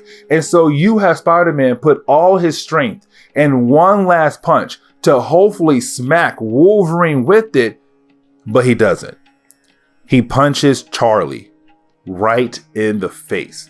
So now this woman has been stabbed, has been punched in the face. And it's like, oh my gosh. But then the KGB come there. They surround Wolverine, Charlie, and Spider-Man. Charlie is in Wolverine's arms. And Wolverine knows he has two options. He can go ahead and kill her and not let the KGB take her, where she'll be tortured for a long period of time. Or he could try to fight against them, but in the day, he might lose this battle. And Spider-Man might die. And so you have Wolverine just stab her to kill her. Charlie dies right here. Charlie never comes back again. But with that being said, it's so messed up because Spider-Man realized that he kind of did have a hand in helping Wolverine kill her, because that punch was hard right in the face. And the way the book closes down is where you have Peter Parker finally going back home to America, but with a lot on his mind, with being with Wolverine, with Ned Leeds dying, realizing that when he finally gets back home, he's going to have to explain to JJ what happened to Ned Leeds. Peter Parker is going to have to tell Betty Brant, Ned Leeds' wife, what happened to her husband over there in Germany. And then we kind of see him at the last page go to Mary Jane's apartment because he needs someone to talk to. But also, we're telling you right now, this is the moment where Peter Parker and Mary Jane rekindle their love for one another. But like I said earlier, in the next video, Ned Leeds' death does get retconned to tell us that Ned Leeds was Hobgoblin. And in that same story, we get a new Hobgoblin. Like I said, it was a hot mess. It was such a hot mess when Marvel was trying to tell us who was the Hobgoblin. But this is so with Amazing Spider-Man number 289, we pick up with Jason Macendale and the Foreigner. Now, Jason Macendale is in the brown suit. But before we dive in deeper, I do want to mention that Jason Macendale was known as a different villain known as the Jack-O-Lantern.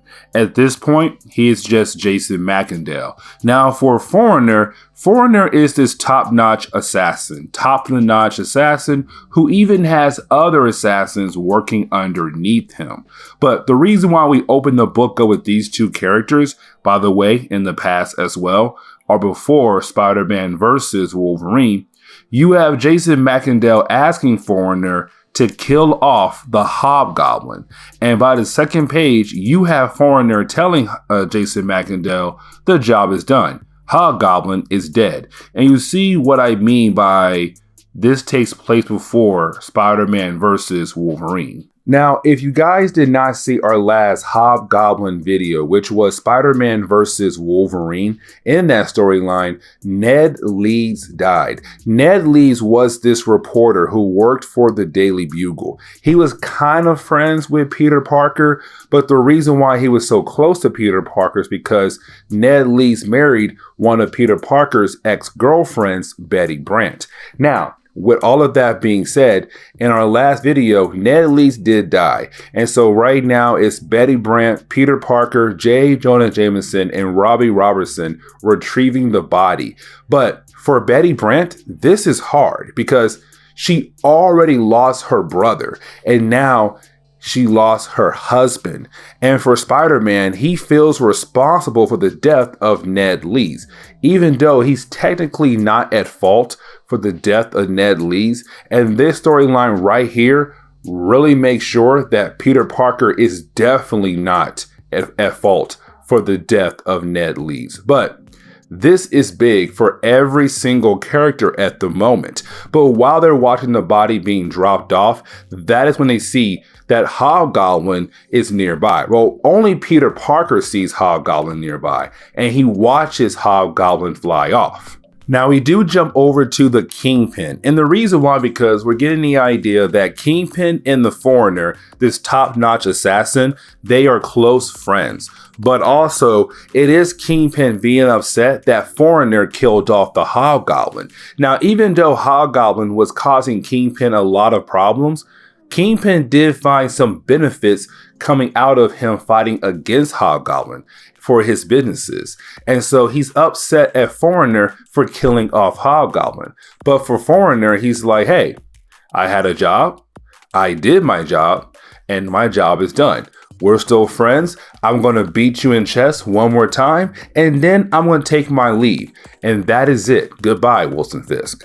So getting back over to Peter Parker, we see him trying to take care of Betty Brant because right now, her mind is not right.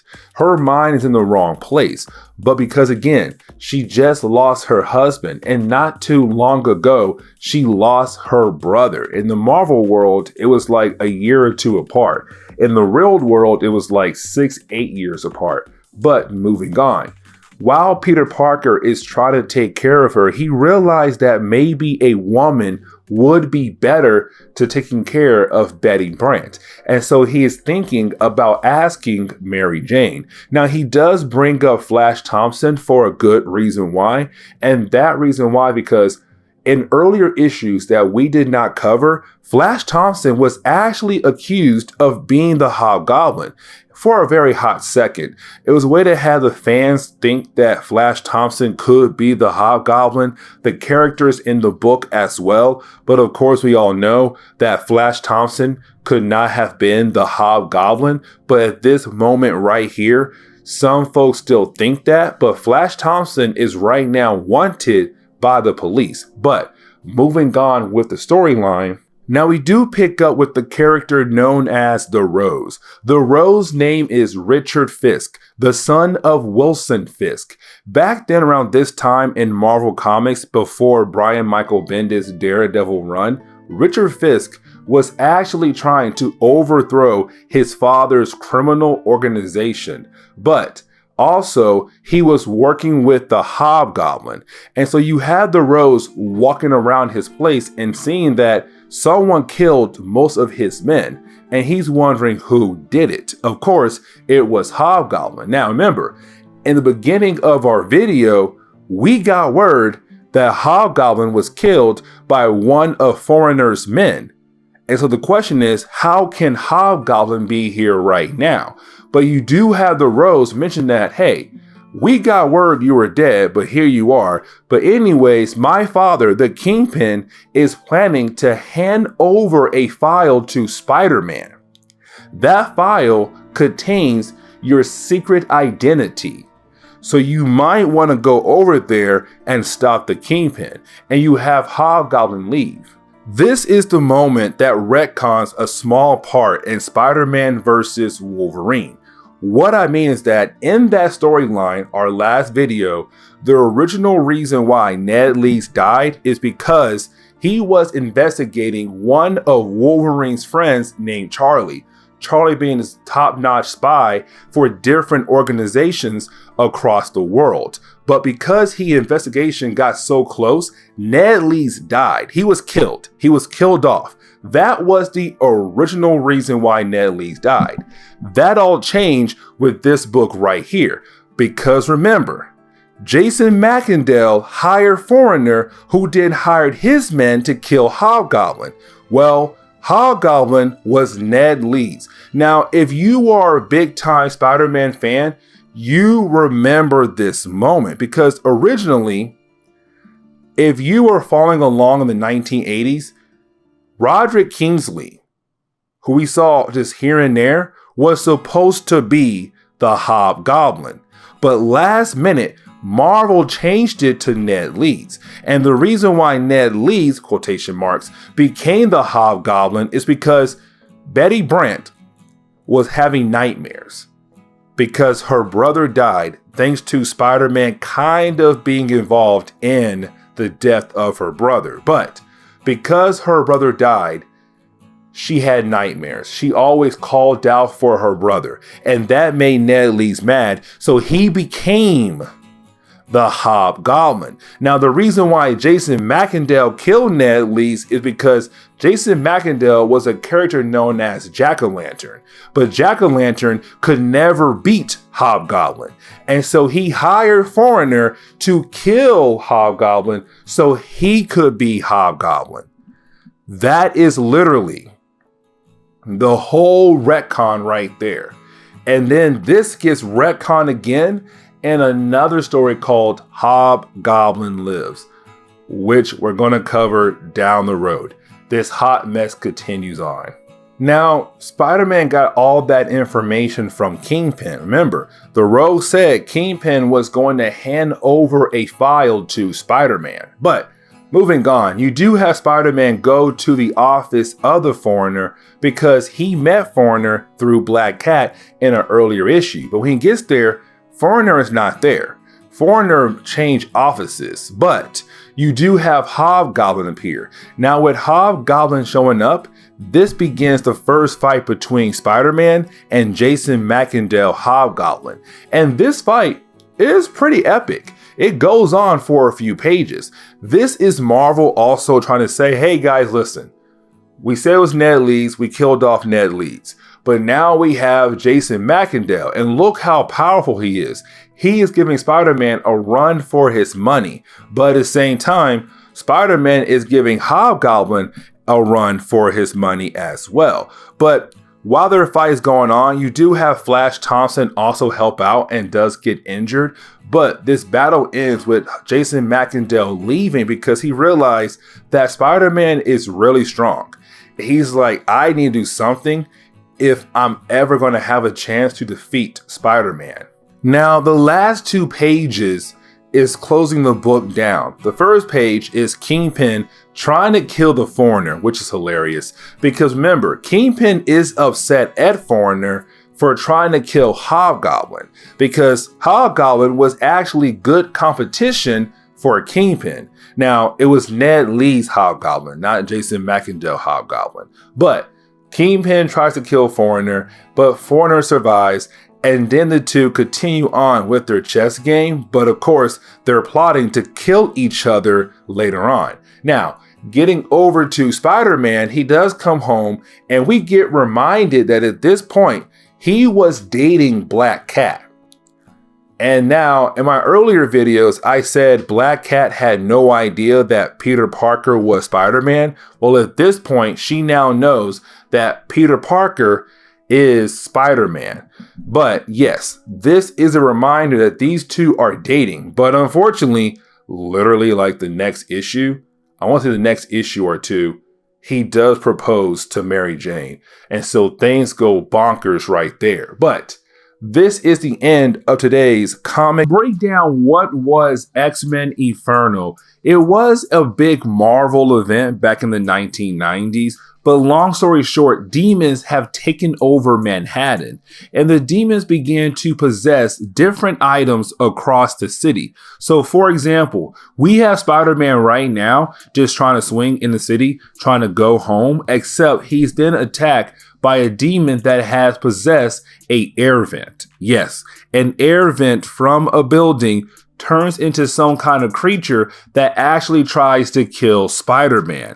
And so after a few pages, you do have Spider-Man being able to defeat this monster, but he's wondering what in the world is going on. Now, really, the demon thing for the whole Spider-Man Infernal tie-ins is actually kind of not that important, really. It's the backup plot. The main plot is really Hobgoblin for the first video we're going to do over X-Men Infernal Spider-Man. You'll see what I mean here as we go through this book. There is something I do want to mention. With this video right here, we have skipped over a lot of Spider-Man comics since our last video, which was Amazing Spider-Man number 289. But after that issue right there we covered in our last video, a lot of things happened.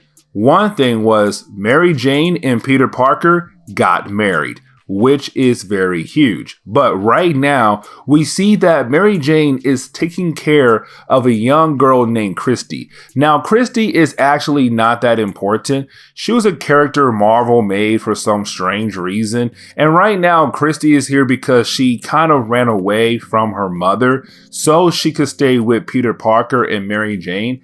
And honestly, she does kind of have a little crush on Peter Parker. It's weird. Now, we do get a page to tell us what is new with Robbie Robertson since our last video, someone who works for the Daily Bugle. And we just learned that he had a run-in with Tombstone that left him badly injured, and so right now he needs a cane just to walk around. And that's really it, honestly. There are a few other things, but not really important at all. What is actually important is Harry Osborn. Now remember, at this point right now, Harry Osborn is not the Green Goblin. He is just your regular day guy. Matter of fact, he got married to Liz Allen and they had a son. And he's supposed to be this normal person. But in the last couple years of Marvel Comics up to this point, every single time Hobgoblin comes around, his mind begins to slip back. And for Peter Parker, he's worried that Harry Osborn could take up the mantle as the Green Goblin once again. Because at this point, Harry Osborn now remembers that his father was the Green Goblin, but he doesn't remember that he was the Green Goblin. And so we kind of see him having some nightmare in these next couple pages, and he's wondering what these nightmares are about. And we're going to find out at the very end of this issue what those nightmares were trying to tell him. Now, getting back over to Peter Parker, this is the reason why I brought up Christy, because there's this awkward moment where Peter Parker is showering and Christy walks in and actually sees Peter Parker naked. It is honestly weird to me, and I have no idea why Marvel added this part in here for, but it's actually really weird. But anyways, you do have Peter Parker get a call from Harry Osborn, and this is Peter Parker having Harry Osborn asking him to meet up because Harry Osborn is freaking out because he's having these nightmares over and over again, and he needs someone to talk to, and his best friend is Peter Parker. Now, I'm going to skip over a lot of pages, and the reason why, because they're pointless. I want to focus on Hobgoblin because this story is honestly really good, and it kind of gets fluffed up a little bit because you have extra things on the side that actually don't matter. But we do pick up with Harry Osborn meeting up with Peter Parker. And this is Harry Osborn telling Peter Parker that ever since him, Liz Allen, and their son have moved in the house where Harry Osborn had grown up in, the nightmares have begun. And for Peter, he's wondering why Harry moved in that house. But also for Peter, he's wondering, will these nightmares lead back to Harry Osborn becoming the Green Goblin again? Will his mind break? Will Peter Parker have to fight his old friend once again? But before we learn what those nightmares are actually about, well, that is when you have those demons I mentioned earlier that has taken over the city to begin possessing things across the city, begin to possess different things at Norman Osborn's old factory. And so right now we have a factory actually attacking Harry Osborn and Peter Parker. And so, of course, you do have Peter Parker change into his Spider-Man outfit to go back out there to save his best friend. But after a few pages of Spider-Man saving Harry Osborn, he does see someone flying off. That one person that is flying off is, of course, Hobgoblin. But the question is, why was Hobgoblin there for? What is Hobgoblin planning? Now, this is the moment we actually learn what those nightmares Harry Osborn is having. Because you have Harry Osborn say in his nightmare, the same thing happened over and over again. Something telling him to go look in the mirror. And then he freaks out. Except this time, when Harry Osborn wakes up, he walks into the bathroom to get a glass of water. That is when he looks in the mirror. And of course, what he sees is the Green Goblin. This is the moment right here where Harry Osborn remembers that he was the second Green Goblin. But this is just the beginning of this amazing story I really actually like. Now, getting into the Web of Spider-Man number 47. This is the issue that brings in Hobgoblin. Now, I want to explain who this Hobgoblin is. This is Jason Macendale, technically the third Hobgoblin. Because back when Marvel first made Hobgoblin and you had fans guessing who it could be, it was supposed to be Roderick Kingsley. But thanks to Spider-Man vs. Wolverine, Amazing Spider-Man number 289, Marvel at the last second changed it to be Ned Leeds. Ned Leeds was working at the Daily Bugle and was married to Betty Brant. Betty Brant being one of the ex-girlfriends of Peter Parker. But the reason why Ned Leeds became the Hobgoblin was because his wife had nightmares because she lost her brother thanks to Spider-Man fighting against one of his villains. But long story short, Ned Leeds felt like he should go out there, become the Hobgoblin to kill Spider-Man to make things right for his wife Betty because she lost her brother. But then Ned Leeds was killed by the Foreigner. Foreigner was a top-notch assassin that Jason Macendale, the current Hobgoblin, hired to kill off Ned Leeds. Because Jason Macendale was actually another villain known as Jack-o'-lantern. But Jack-o'-lantern was always getting his butt kicked by Hobgoblin. And so he hired Foreigner to kill off Ned Leeds so that he could become the Hobgoblin. And so this is technically right now Jason Macendale Hobgoblin. That is why I say it's so complicated. But with Hobgoblin coming back to this factory, it is him looking for something. We do not get to know what he is looking for until the very end of this issue, but it does lead into Spider-Man and Jason Macendale fighting against each other at the factory.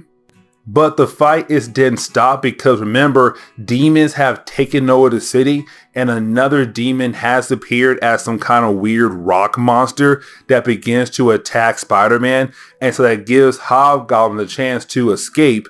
But then Spider-Man is able to defeat this rock monster and also leave the factory site. Now, we do see Spider-Man head over to Aunt May's house because he has dinner plans with Aunt May, Mary Jane, Christy, and some other random people that I truly do not care for. But honestly, it's just an average dinner with him catching up with Aunt May, making sure she's okay, spending time with his wife, Mary Jane, and there's Christy, this annoying little girl that I really wish Marvel just kind of pushed to the side. But anyways, you do have Spider-Man realize that, hey, you know what? I should probably check up on Harry Osborn because in the last issue, dude was having nightmares. His factory became some kind of weird live creature.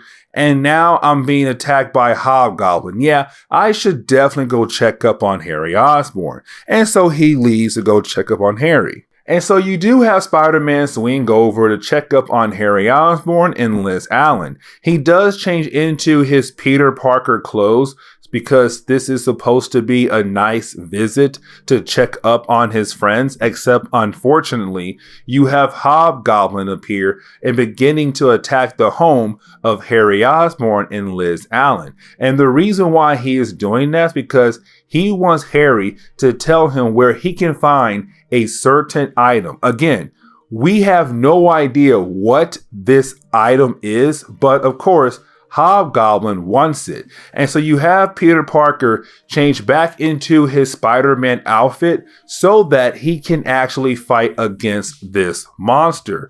Not monster. Well, yeah, I guess he's a monster because he's a bad guy.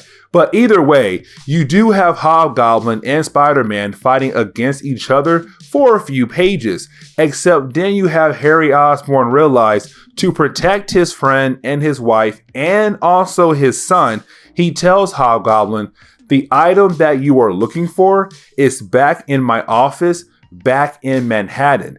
It's in a safe.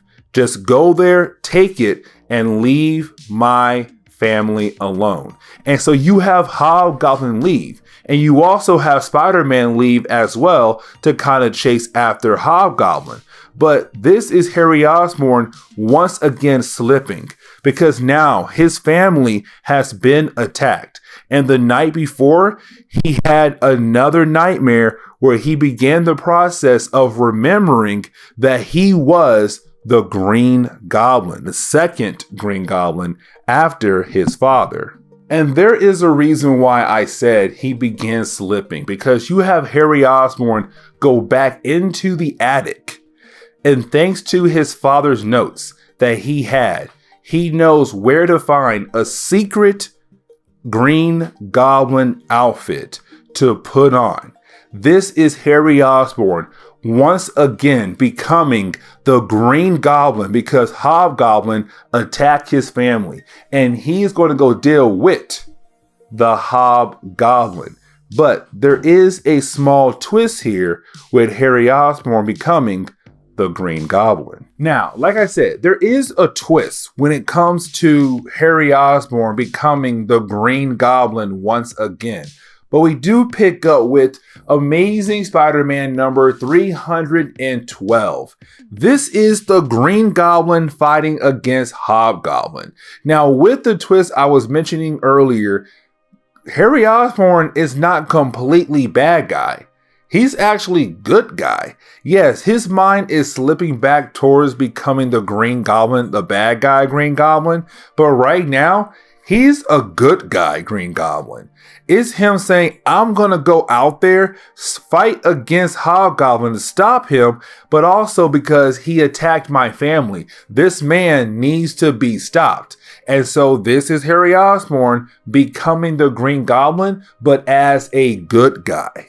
But you do have Green Goblin being able to catch up to Hobgoblin because remember, Harry Osborn told Hobgoblin the item that he is looking for, which we have no idea what it is yet, is at the office in a safe. But you do have Green Goblin and Hobgoblin begin a fight between each other. And this was something fans always wanted when Hobgoblin first popped up. Can we get a fight with Green Goblin fighting against Hobgoblin? And fans realized it was possible because Harry Osborn was still alive. And Harry Osborn could become the Green Goblin any moment. And so here we are. It's Green Goblin fighting against Hobgoblin. And this fight is honestly pretty cool, but we have to focus on some other things in this story to set up later videos down the road. Now, there is a page where you have Peter Parker getting a letter from Liz Allen saying that she is worried about Harry Osborn and so that he should go see if Harry is okay. Now, if you are wondering why in the world did Liz Allen send a letter and not just call up Peter Parker, well, remember, the city is being attacked by a bunch of demons right now, and so phone lines are off. And so this is the only way for Liz Allen to get a hold of Peter Parker, through a letter. But it is Peter Parker saying, okay, let me go check up on my friend. But before we can do that, we got to go pick up with Mary Jane, because Mary Jane is about to be in some trouble. Now, right now, we see her doing some kind of photo shoot because she is a model. But then the jewelry that she is wearing becomes alive. And you're wondering, why is it alive? Why is it attacking her? Remember, demons again have taken over the city, but demons can possess different items across the city. And right now, demons have possessed the jewelry on her and also other items and the photo shoot room. And so right now, you have Mary Jane and her crew freaking out and wondering what in the world they should do. And so this is the moment where we get to see Hobgoblin fighting against the Green Goblin, something fans always wanted to see. Like I said earlier, fans wanted this, but now you have Spider-Man involved, and Spider-Man is going to team up with the Green Goblin, something that is rare to see in Spider-Man comics. But this is also the moment we learn what Jason McIndale Hobgoblin has been looking for, which was the Goblin formula. Let me explain.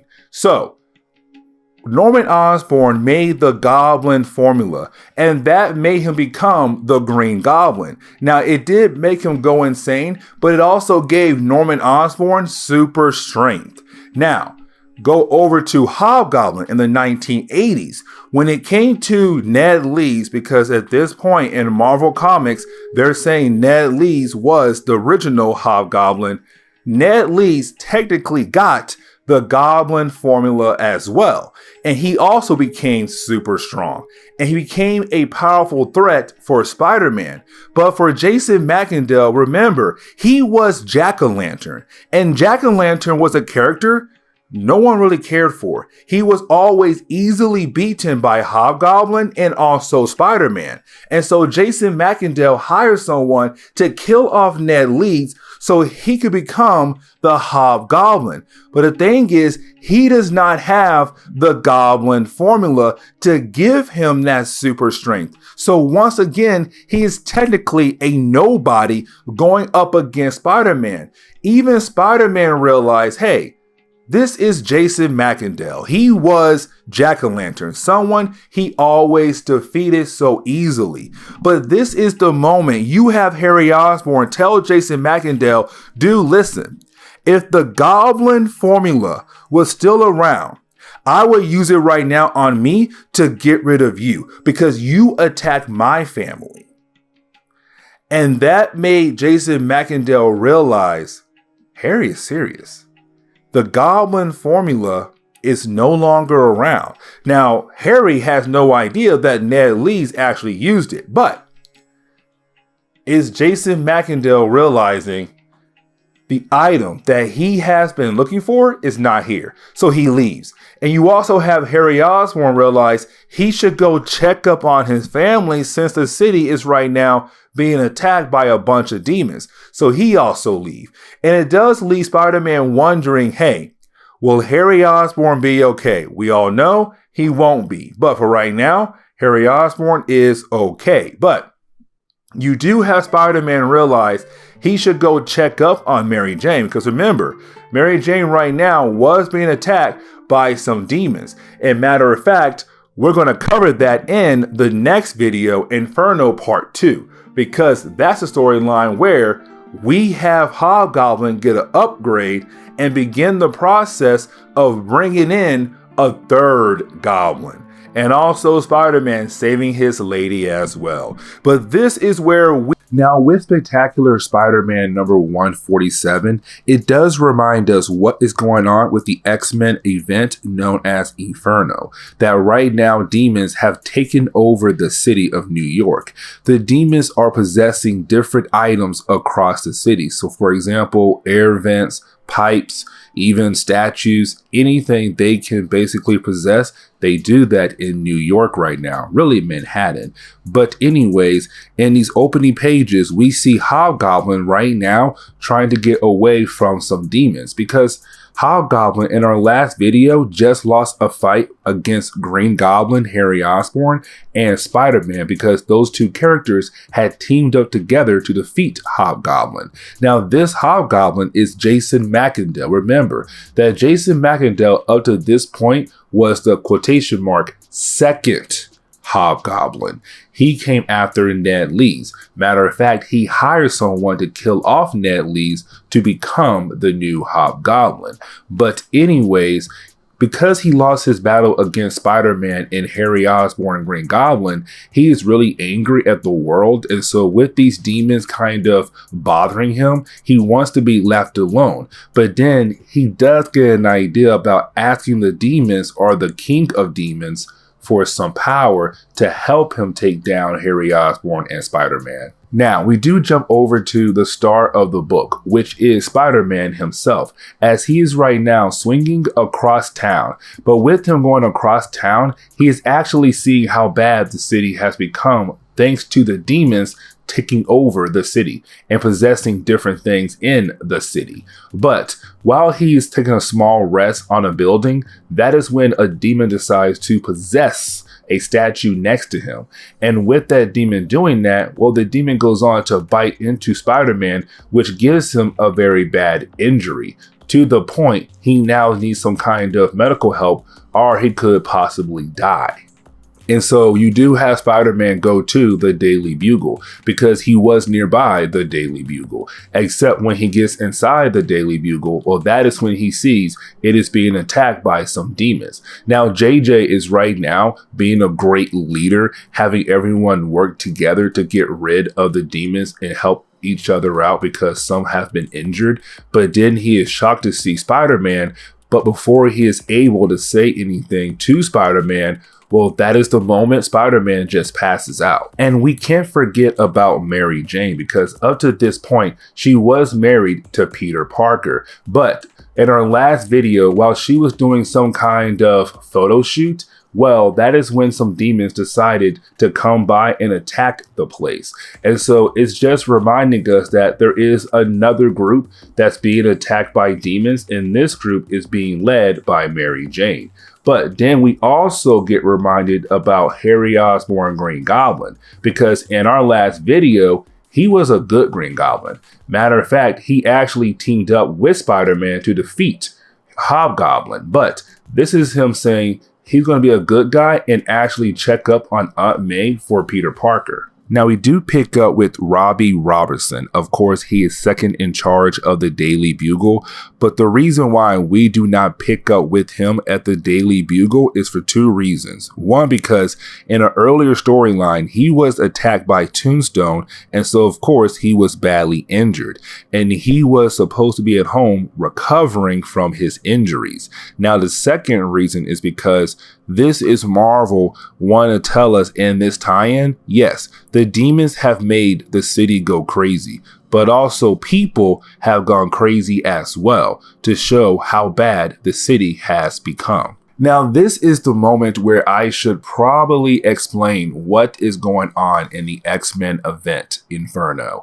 Now, Inferno was an event where Madeline Pryor, the clone of Jean Grey, worked with a demon known as, and I'm going to butcher this name, but his name was Nazareth, the demon in charge, who was helping Madeline Pryor get her baby back, of course being Cable, back from Mr. Sinister. But here's the thing though, you have Hobgoblin actually go to Nazareth to ask him for an upgrade, to give him some kind of power.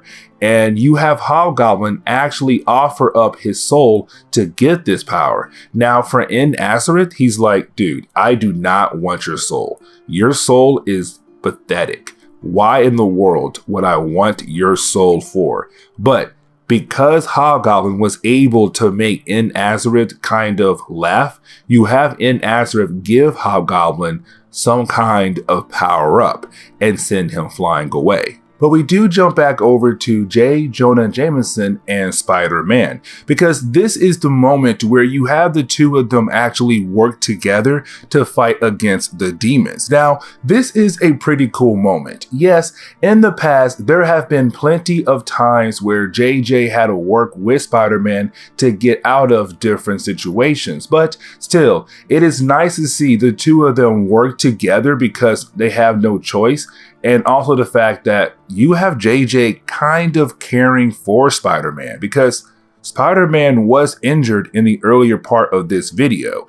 And it is JJ saying, listen, man, while you were passing out and being injured, we made sure to put you somewhere safe. It's great for you to help out, but at the same time, like, I still do not like you. But either way, after you have the two of them work together to defeat some of the demons in the room, that is when you have Spider-Man once again pass out from his injuries from that demon bite from earlier. But the next moment is actually the moment where Marvel began the process of introducing a new Goblin. What I mean by that is you have Jason Macendale, the current Hobgoblin, waking up after asking in Nazareth for some kind of upgrade. Of course, he did get a demonic upgrade, but not in the way he was kind of hoping to get, well, at first, because when he goes to a nearby body of water to use that as a way to look at his reflection, well, he comes to find out that his face looks demonic. Now, this does actually lead into a future goblin down the road known as Demo Goblin. I might cover that story, how we get that goblin, I might not. But anyways, this is the moment where you have Jason Macendale get some demonic powers. Now, with the web of Spider-Man number 48, we do jump back over to Spider-Man and J. Jonah Jameson still at the Daily Bugle. Now, at this point, it's now JJ and the staff of the Daily Bugle trying to patch up Spider-Man because at this moment, he is still suffering from his injuries. Now, after a while, they are able to actually patch him up where he should be okay to go. But when he does wake up, thanks to his fever, he does see the staff of the Daily Bugle as demons. And so he begins the process of freaking out to the point where he does web the mouth of JJ up. But then after doing that, he leaves the Daily Bugle. But once he leaves, he realized that, oh my God, they weren't demons. That was just the staff of the Daily Bugle. But either way, he now realized or remember that he has to go find his wife, Mary Jane, because if the whole city is being taken over by demons, then his main concern is his wife. Now, I'm going to skip over some pages because we do pick up with Kingpin, and Kingpin is honestly just protecting himself and his assistant from some of the demons. And this was Marvel reminding us at this point, Kingpin was very important for a different storyline in Spider-Man comics. But at the same time, it's just a one-page scene of him fighting against some demons. But we have to jump back over to Hobgoblin. And the reason why, because we're getting reminded that he now has a demonic look on his face. Like his face was altered thanks to in Nazareth. But either way, this is him getting upset because he didn't want his face altered. All he wanted was some powers, but of course with karma, he now looks like a demon in a way. And so he is so upset because of that happening that he blames Spider-Man and Harry Osborn for him becoming a demon. And now he wants to go back out there to actually kill Spider-Man for making him look like a demon, even though it was his fault for going to a demon and offering that demon his soul. So honestly, it's weird.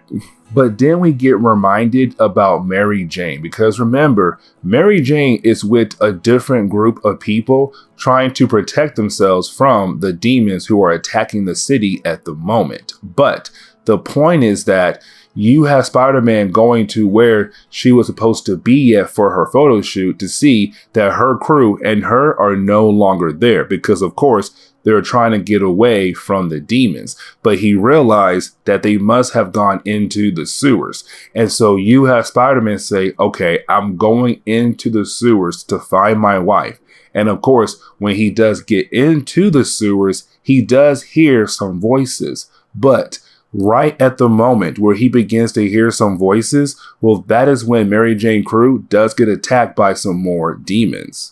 Now, to wind down the Web of Spider-Man chapter, we actually pick up with Spider-Man fighting against Hobgoblin. This fight is pretty cool because it is Hobgoblin, Jason McIndale Hobgoblin, having the demonic powers, finally being able to go toe-to-toe with Spider-Man for once, something he could never do before he became his demonic version of himself. But while those two characters are fighting against each other, Mary Jane is still with her crew in the sewers, also being attacked by a bunch of demons. And so you do have the story kind of jump back and forth between both settings, Spider-Man fighting against Hobgoblin and Mary Jane and her crew fighting against the demons in the sewers. But this is the moment where you have Mary Jane figure out how she can get the demons to go away by setting off a flash of light. And with her doing that, the demons actually move away from her crew and her. And then her and her crew run deeper into the sewers, except they run into Spider-Man fighting against Hobgoblin.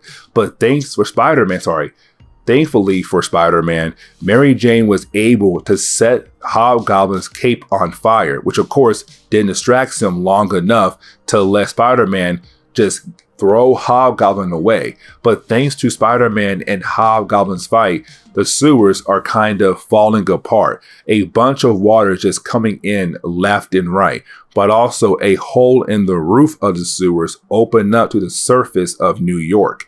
And so with that, and with Hobgoblin being flushed away by the water in the sewers, Spider-Man was able to get Mary Jane and her crew out of there.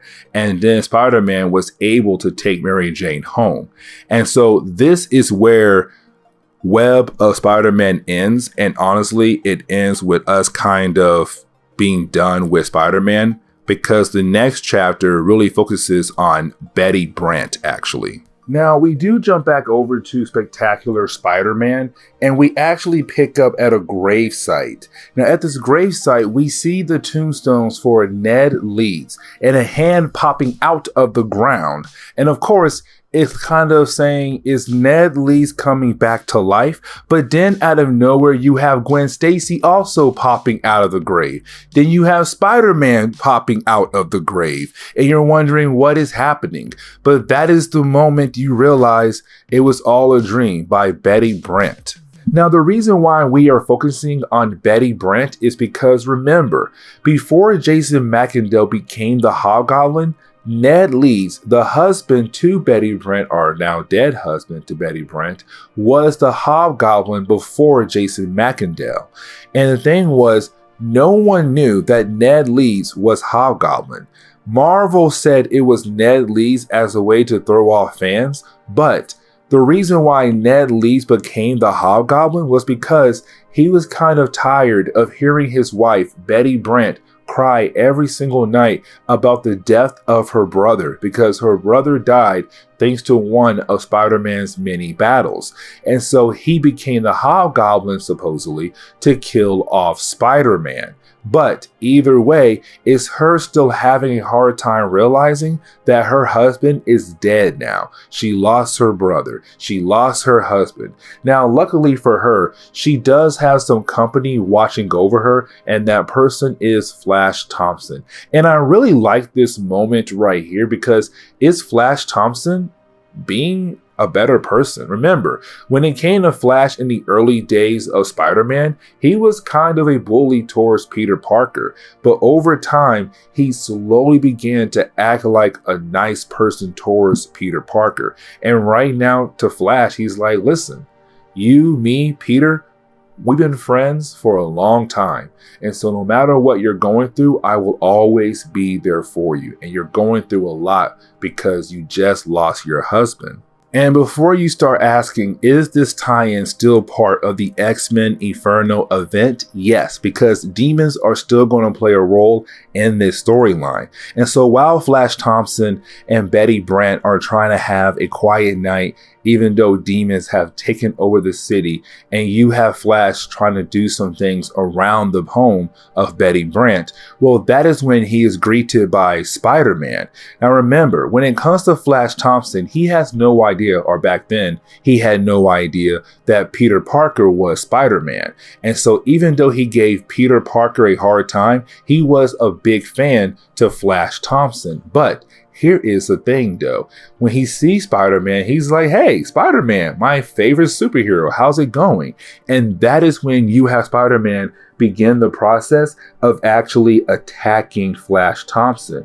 And of course, that is not good. But then we have to jump over to Betty Brant, because you have to remember her dream. Remember, in her dream, she saw the dead body of Ned Leeds pop out of the grave. Something that should not happen, but it was a dream, except when she looks outside the window, she sees that same dead body she saw in her dream, the dead body of her husband coming towards her. And so, of course, she begins to freak out because she's like, this should not be happening. You are dead. Why are you here? Why are you coming after me for? But we jump back over to Flash Thompson, who's now been captured by Spider-Man. And Flash is confused because to him, Spider-Man is his hero. Spider-Man is a hero. And he's wondering, why is Spider-Man doing this to him? And you have Spider-Man tell Flash that he is actually going to basically kill him, hoping that a lightning bolt will come down and actually hit Flash Thompson. And so you have Spider-Man start saying even more horrible things towards Flash about how it's so weird that you're this biggest fan of mine. It makes me want to barf. And for Flash, he's wondering, is this the real Spider-Man? Now he's trying to kill me, but also he's just insulting me left and right. What is wrong with Spider-Man to Flash Thompson? But jumping back over to Betty Brant, we see her still struggling with the idea that the dead body of her husband could be somewhere in her apartment. But then she is visited by the spirit of her husband. Not really, it's all in her mind, but it's the spirit of Ned Leeds telling her, you need to be strong. You can't always depend on us. This is your time to finally be your own person. Stop depending on other people all the time. Get up and protect yourself before you are actually killed by the demon. Now for Flash, he always has been this overconfident person. And so when this fake Spider-Man thinks that he is going to actually be able to kill off Flash Thompson, Flash Thompson broke out of those webs and begins the process of actually fighting against Spider-Man, or the demonic Spider-Man that's here right now at the moment. And so it's showing that Flash has always had that confidence and he'll never lose it. And so this is him beginning the process of fighting against the fake Spider-Man. And so we then see Betty Brant about to deal with her demon, because she does grab a heater that belongs to Flash Thompson. Now this heater was not made to be indoors. This heater was made for camping trips. And so of course, if it is indoors, it could cause a small explosion or a fire. Either way, while she is about to get rid of her demon, that is when Flash Thompson and his demon, the fake Spider-Man, come crashing through the window. And for Betty Brant, she's like, oh, you also got a demon problem? Let's handle both our problems with the same solution. And so what she does, she used the heater as a way to blow up her apartment to get rid of both demons. But of course, her and Flash Thompson do leave before the apartment blows up. But when she does that, of course, it gets rid of the demons. And this is the point where you had the story just wind down. I liked the last issue. It was cool not focusing on Spider-Man and actually focusing on Betty Brant still dealing with the death of her husband, Ned Leeds, and also now Hobgoblin being this new demonic Hobgoblin. But honestly, I like the last tie-in a lot.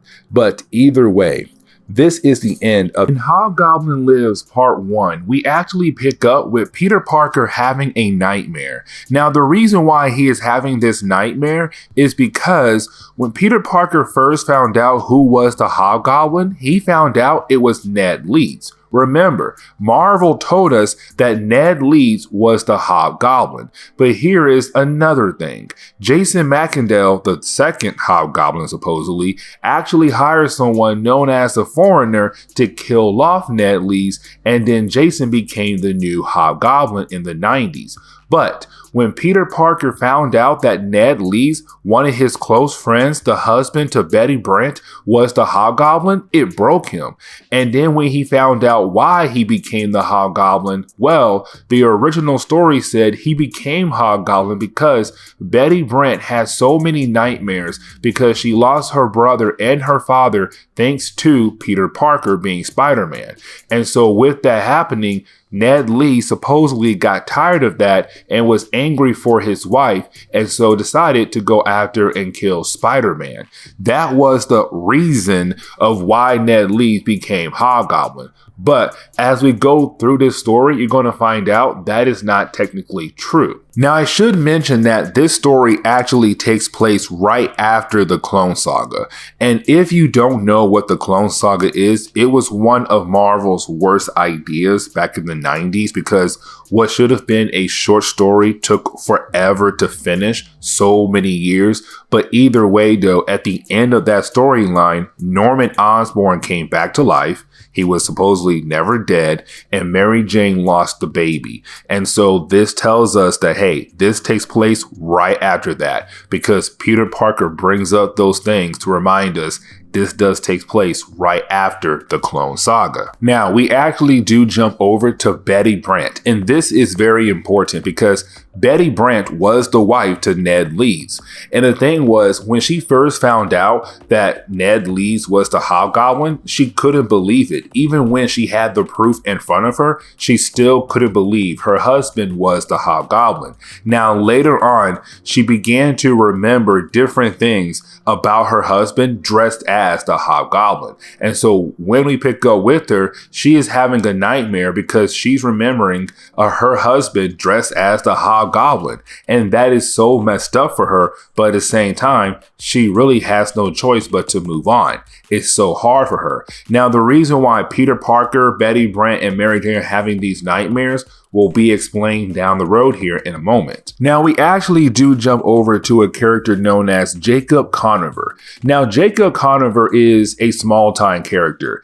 He only appeared a few times in both Spider-Man and also Daredevil comics here and there. But he was a small-time reporter for the Daily Bugle. Now, before he was let go from the Daily Bugle, he was actually working on a story about corruption in different corporations across New York City. But here's the thing, Ned Leeds actually borrowed his files. But when it came time for Jacob to get those files back, those files went missing. And of course, Jacob kind of blames Ned Leeds. Now, the reason why he is also important is because Ned Leeds has some kind of connection to this character. And so we do jump over to J. Jonah Jameson. And this is actually very important because when it comes to J. Jonah Jameson, he had no idea that Ned Leeds is Hobgoblin. Matter of fact, up to this moment right here, he still doesn't know that Ned Leeds was the Hobgoblin. And so he still feels bad about the death of Ned Leeds. And the reason why, because he thinks that if he had never sent Ned Leeds to cover the story about who was the Hobgoblin or sent him to Germany like he did in the Spider-Man versus Wolverine storyline, Ned Leeds could possibly be alive right now. JJ has no idea that Ned Leeds was the Hobgoblin. Now, the reason why everyone is thinking about Ned Leeds is because Jason Macendale, the second Hobgoblin, is on trial right now for all the crimes he did as the Hobgoblin. Now, remember, not everyone knows that Jason Macendale is actually the second Hobgoblin. To most people, they believe he was the only Hobgoblin. But either way, though, of course, Jason Macendale does get the guilty charge, so he is going to jail for his crimes. But while he's being taken out of the courthouse and you have all these different news channels covering this, well, that is the moment he tells the whole world that he was the second Hobgoblin. He tells the world that Betty Brant's husband, Ned Leeds, was the first Hobgoblin. And he says this by pointing at her because Betty Brant and Peter Parker are both there because, hey, they work for who? The Daily Bugle. But of course, with him saying that, everyone's like, wait, what? Ned Leeds was the first Hobgoblin? And now everyone is looking at Betty Brant and they want to ask her so many questions. And so with Jason McIngvale saying that, you now have every single reporter, cameraman, whoever works for a news channel look at Betty Brant and kind of like, hey, we need some answers. Is it true that your husband was the first Hobgoblin? Like, this is breaking news. And so, of course, you now have a crowd of people chasing her down. Now, luckily, Peter Parker is there with her, and he is able to actually help her get away by going to a nearby fire escape, froze there, and telling her, you run, I'll hold the door. Now, in reality, the reason why he is holding the door is because he is Spider-Man. He has super strength. He can hold the door all day, but he wanted to give Betty Brant enough time to get downstairs so he could run upstairs and actually change into his Spider-Man outfit so that he can go back down and actually pick her up and take her away, because this crowd will not stop chasing her until they get what they want. It's actually questions or answers to the idea that Ned Leeds was the Hobgoblin. Now remember, when it comes to Peter Parker being Spider-Man, Betty Brant doesn't know that. She has no idea that a close friend of hers is actually Spider-Man. And so he has to pretend he has no idea what happened down there at the courthouse. And so, of course, she has to tell him everything he already knows, but it's so hard for Peter Parker to pretend that he has no idea because he's afraid to tell her that he is Spider-Man. And so with Jason McIngvale telling the whole world about him being the second Hobgoblin, it gets played over and over again on live television. And with that, we actually jump over to Senator Bob Martin and George Vandergill. Now, George Vandergill is actually more important than Bob. And the reason why is because, remember, in one of our earlier videos, Hobgoblin actually tried to blackmail a bunch of different rich people. Of course, one of those people was George Vandergill. And so Bob is asking George, how do you feel about the trial of Jason McIngvale, especially now saying that he was the second Hobgoblin, not the first, just trying to mess with his friend here to make him angry. Now we do jump over to Donald Mencken. Now Donald Mencken, I want to say, was originally the personal assistant to Harry Osborn, or it could have been Norman, but I want to say it was Harry. But either way though, Donald right now is actually one of the chair members of Oscorp Industries. But here's the thing, when Donald hears the news about Jason McIngvale saying Ned Leeds was the first Hobgoblin, Donald is excited because he's kind of like, that could actually hurt the stock of the Daily Bugle, meaning that he could buy some stock in the Daily Bugle. But then he gets a phone call about how apparently there could be a takeover for Oscorp, meaning that other companies are trying to buy Oscorp out. We then get another set of characters who are worried about Ned Leeds being the Hobgoblin, and that is the Kingsley brothers, which is Roderick Kingsley and Daniel Kingsley. Now, we actually met Roderick Kingsley in our very first video of the Hobgoblin. And back in the early days of Marvel Comics, Marvel was saying that Roderick Kingsley was the Hobgoblin. And then at the last minute, when it came to Spider-Man versus Wolverine, they said, no, it was Ned Leeds. But Daniel Kingsley, this is his first full appearance. He was only heard about once in the past when it came to Marvel Comics. But Daniel is freaking out because if people begin to investigate Ned Leeds' past life, it could lead right back to the Kingsley brothers. And honestly, that could be a bad thing for them. Now, Marvel gives us another small-time character, and that one is Jonas Herald. Now, Jonas Herald is a character that gives other characters different implants to make them stronger to fight against heroes like Hammerhead and Kangaroo. But the reason why we're focusing on him is because he was able to look at different videos of Spider-Man fighting against Hobgoblin, and he can tell right off the bat that what Jason McIndale was saying is true, because the fighting style between the two Hobgoblins are very different. And so it's him saying, yeah, Jason's right. Ned Leeds was the first Hobgoblin, and Jason is the second Hobgoblin. But then we jump over to the Daily Bugle, and there's a good reason why, because we pick up with JJ, and remember what I said earlier. JJ had no idea that Ned Leeds was the Hobgoblin. For him, he thought the reason why Ned died is because he let Ned chase that story in Germany, and that got him killed. But in reality, it was because he was the Hobgoblin. And so Betty Brant and Peter Parker are there to say, yeah, it's true. Ned Leeds was the Hobgoblin. And for JJ, he just can't believe that. He's like, wait, one of my people was a villain? He was the Hobgoblin? But of course, you have JJ tell Robbie, we have to print. We print the truth.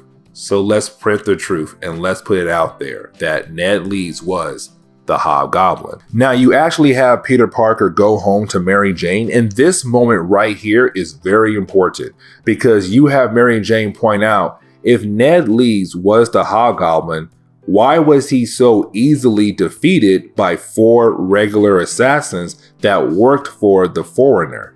And you have Peter Parker realize his wife is correct.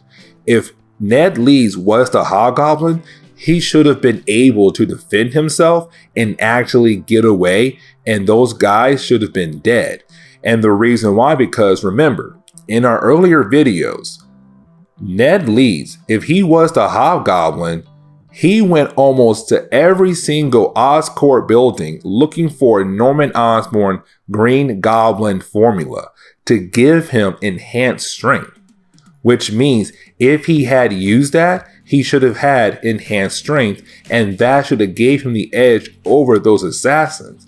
Matter of fact, one of the assassins broke his arm, and that should have not happened if he had enhanced strength. And so you have Peter Parker and Mary Jane realize Ned Leeds was not the first Hobgoblin.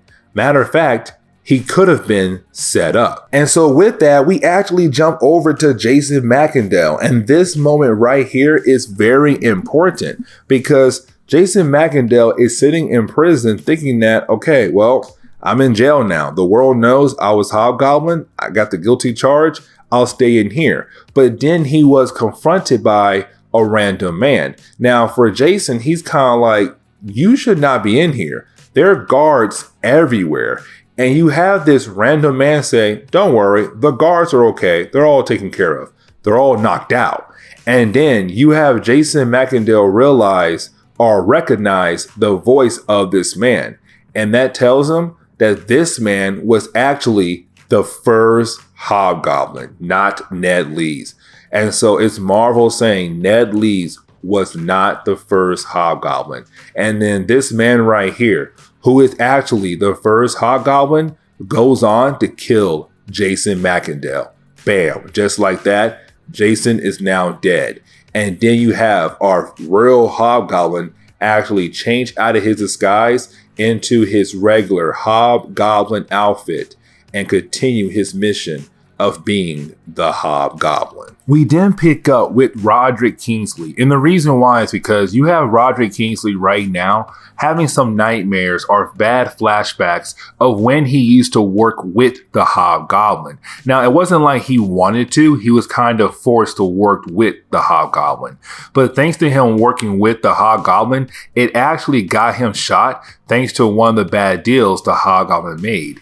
And so you have Roderick kind of happy that he's not dealing with the idea of working with the Hobgoblin no more. But of course, that is the moment where you actually have Hobgoblin appear and say, hey, Roderick, you and I are going to work together one more time, and you really have no choice here. But when we jump over to Hobgoblin Lives Part 2, we actually pick up with Roderick Kingsley meeting up with Hobgoblin at some random warehouse. Now, while the two of them are talking, you actually have Hobgoblin mention a device known as the Wrinkler Process device. And this is very important, but I am not going to explain what it is until we get to the very end. And the reason why is because this device is really explained very well at the very end of the story.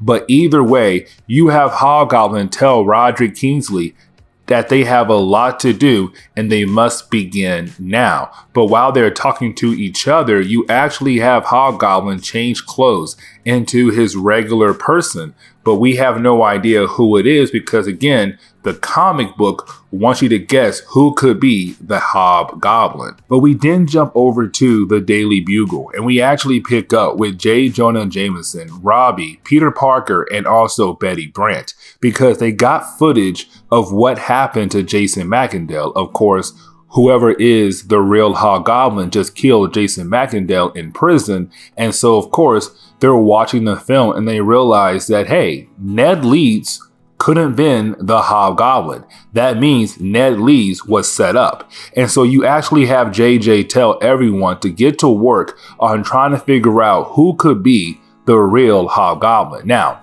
the one person he does not want out there in the field is Betty Brant because Ned Leeds is her husband, or was her husband. Sorry, he's dead.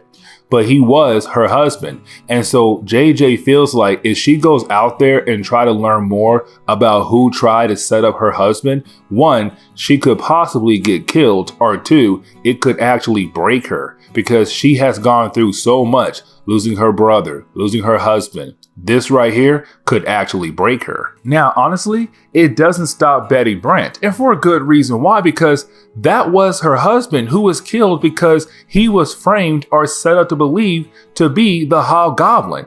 And on top of that, the world was left to believe he actually was the first Hobgoblin. And so now it is her wanting to clear his name. It just makes sense that she does not want to sit on the sideline. But once she is outside, Peter Parker was able to quickly change into his Spider-Man outfit and then ask Betty Brant for them two to team up, but to also work with Peter Parker because, again, remember, Betty Brant has no idea that Peter Parker is Spider-Man. But either way, you have Peter Parker, or Spider-Man, sorry, and Betty Brant agree to work together to figure out who is the Hobgoblin and why did they use Ned Leeds for. Now we actually jump over to Donald Meakin meeting up with Roderick Kingsley. And the reason why is because these two characters are actually plotting to use a series of shell corporations to make it look like Osborn Industries is at risk of a corporate takeover. That's when they will have Kingsley International come in and actually appear to save the company. This is a way for them to cover up their illegal money laundering. Now, at the same time, that is when Meakin gets a phone call from George Vandergill, and he says that he knows about their plans, and he says he won't tell the police, but if they want him to keep their secret, they need to give him some kind of money, some kind of cut in their deal. And so really, he's just blackmailing them. Now we actually do jump over to Peter Parker being Spider-Man and actually meeting up with Flash Thompson. Now remember, at this point, Flash Thompson has no idea that Peter Parker is Spider-Man, but at the same time, Flash is still a huge fan of Spider-Man. But either way, you have Spider-Man actually ask Flash Thompson to help out to figure out who set up Ned Leeds to make the world believe that he was the Hobgoblin. Now, of course, Flash is down for two reasons. One, because originally Flash was also framed to believe that he was the Hobgoblin, even though he wasn't. And so he kind of wants revenge on whoever set him up as well.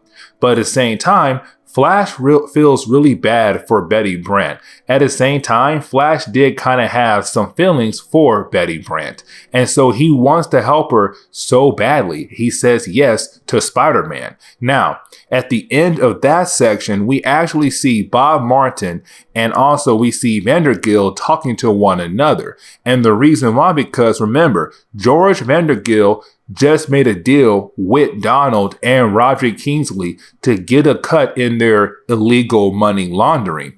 And he's telling his friend about the deal. But while he is on the phone talking to Bob Martin, somebody is attacking his factory, just blowing it up left and right.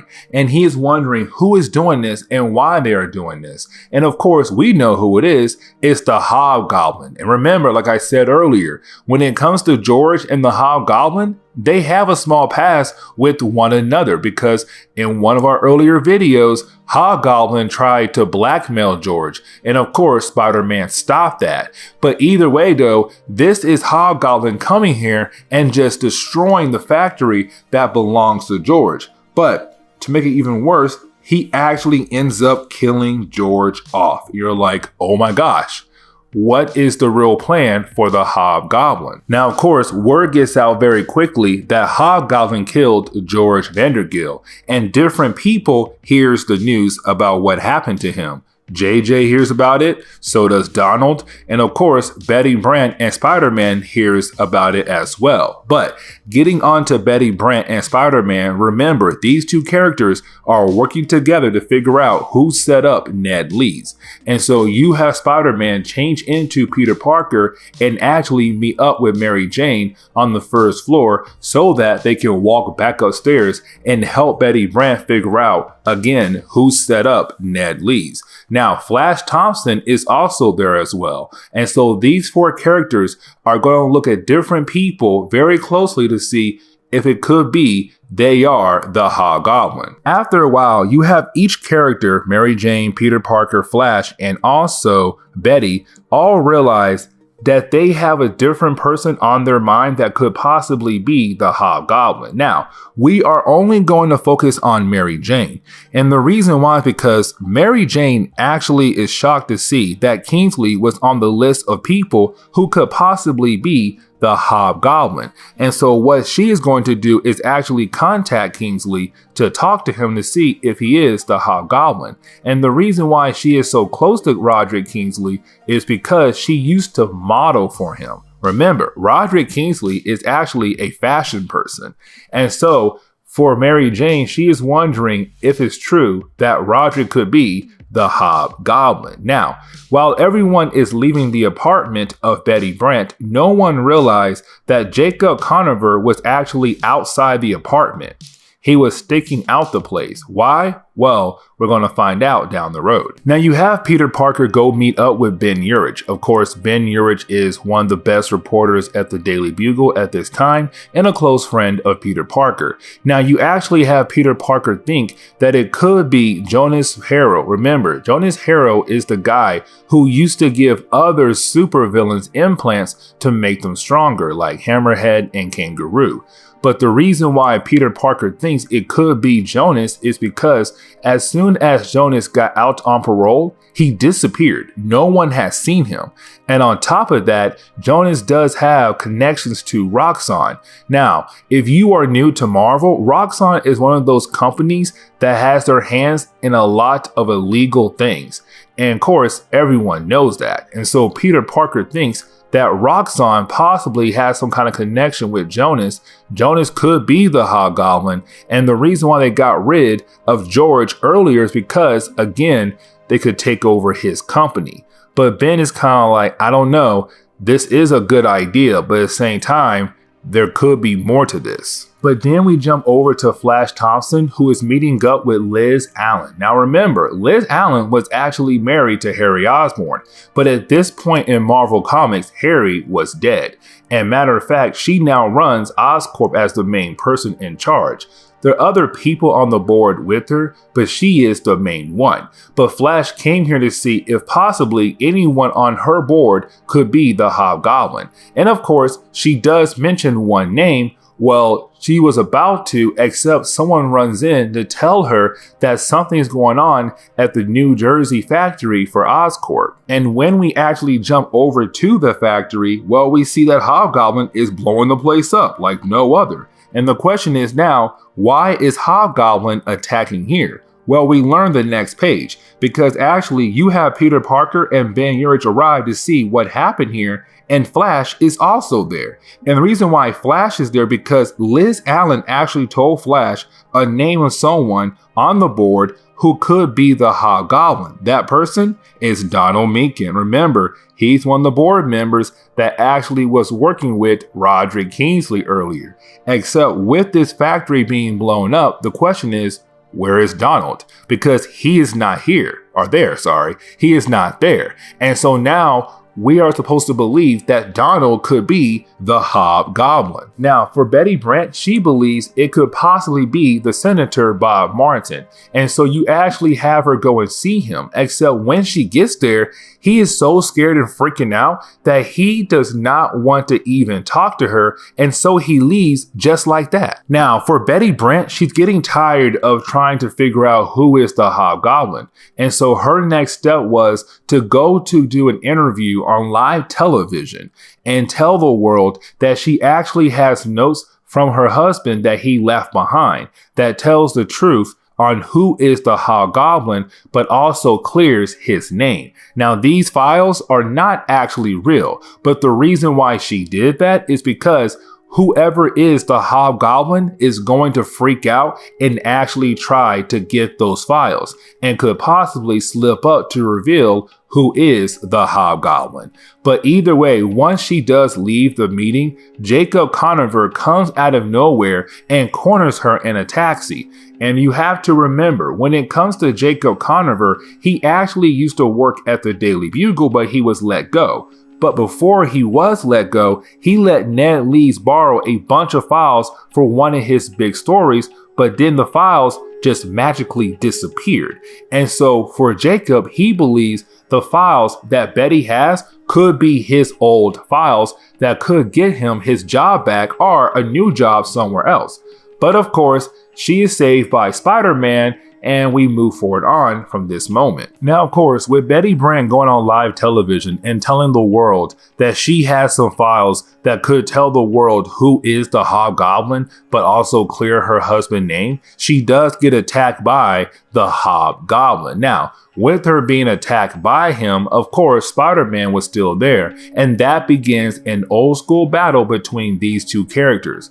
And honestly, it is a pretty good fight, but of course, we have to move on to jump into the final issue of this storyline. And so you have Hobgoblin actually be able to defeat Spider-Man because his new glider, or his regular glider, has a bunch of new upgrades that was able to easily defeat Spider-Man, making Spider-Man fall in the river as Hobgoblin flies away. And so of course that means now Betty Brant is up for grabs. Now we finally reach Hobgoblin Lives number 3. Now, with us reaching this issue, of course, it is going to be the book that actually tells us who is the Hobgoblin. But before we are actually able to learn who is the Hobgoblin, we pick up with Spider-Man, who is still drowning because he lost a battle against the Hobgoblin.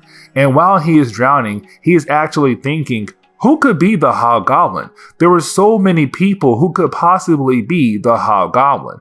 But after a while, he realized that he is drowning and he realized he needs to get out of the water. And so he does.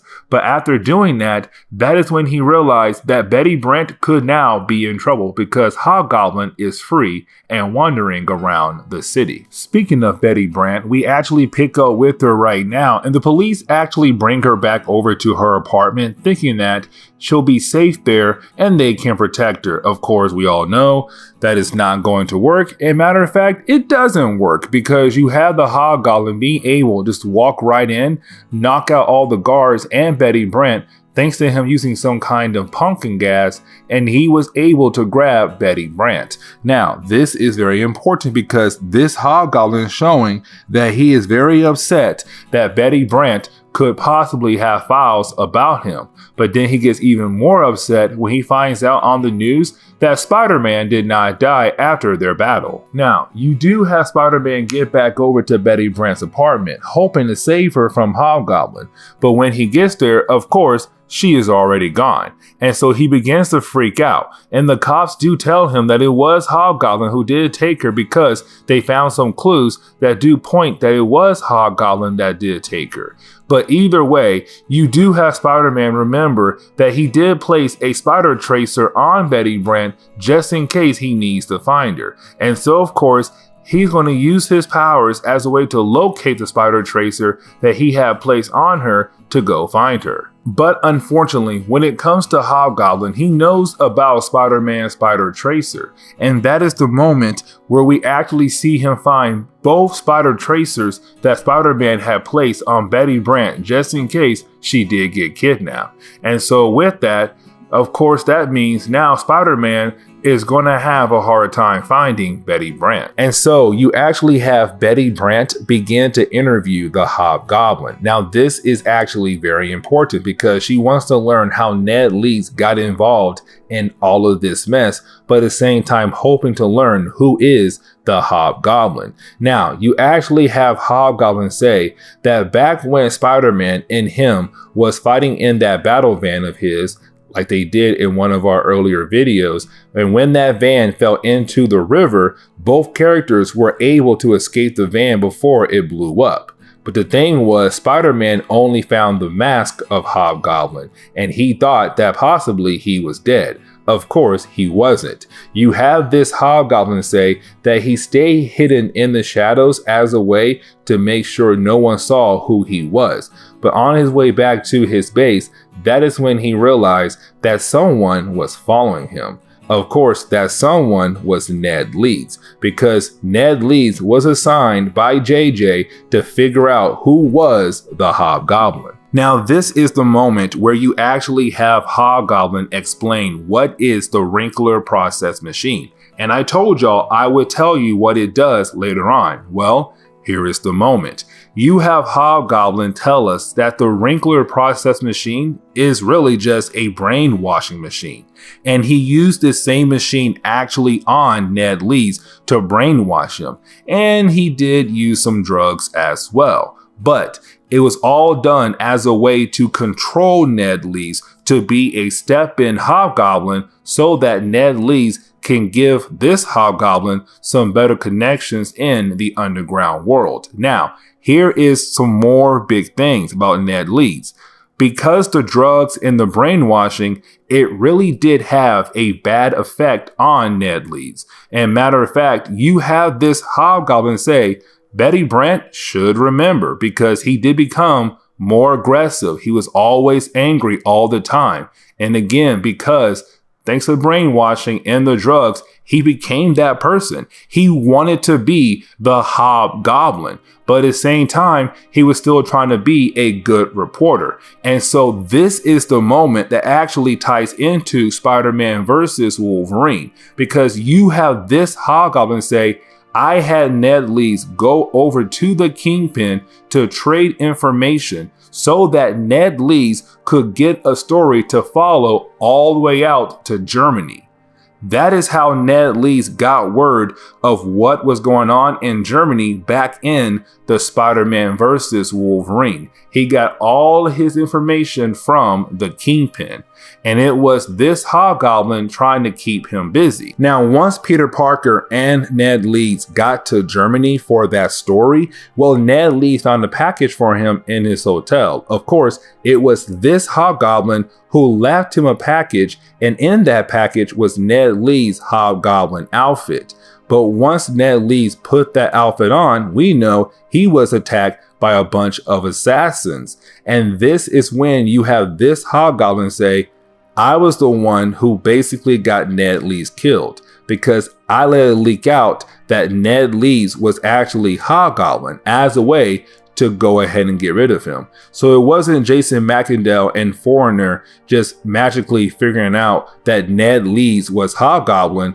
It was this Hobgoblin who let information get out to Jason McIndale and the Foreigner that Ned Leeds was Hobgoblin. But then this is the moment where you actually have Hobgoblin realize that Betty Brant doesn't have any files about him at all, that she made everything up. And so with that, he's kind of like, okay, well, now I have to kill you because first off, you lied to me. Secondly, you now know everything about Ned Leeds and me, so I need to get rid of you. But that is when you have Roderick Kingsley walk in with the gun and saying, you cannot kill her because she did nothing wrong.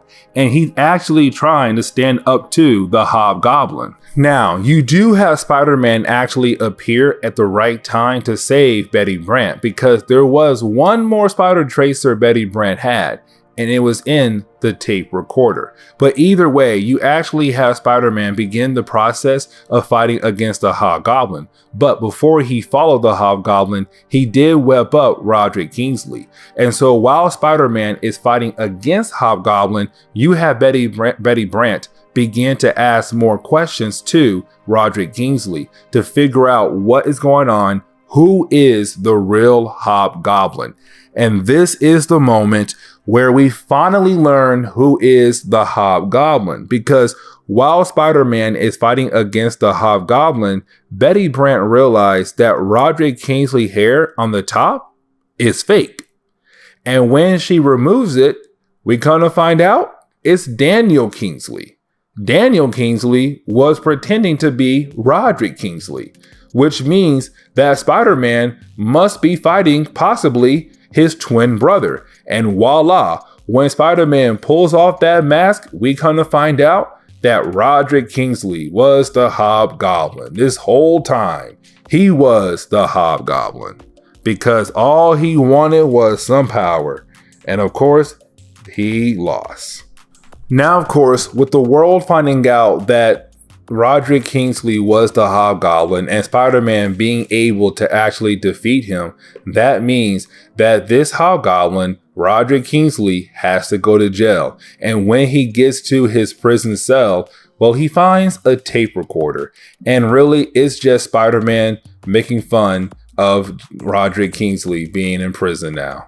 And so you actually have the story end on that note right there. Everyone is excited for what they did. They were able to lock up the real Hobgoblin and clear the name of Ned Leeds. And so with that, that is where we are going to end today's comic book video. So please hit the like button down below and subscribe. Also, if you have any suggestions on books I should read, well, please let me know in the comments below, because you never know, your suggestion could be a future video down the road. But I do hope you enjoy today's comic book video.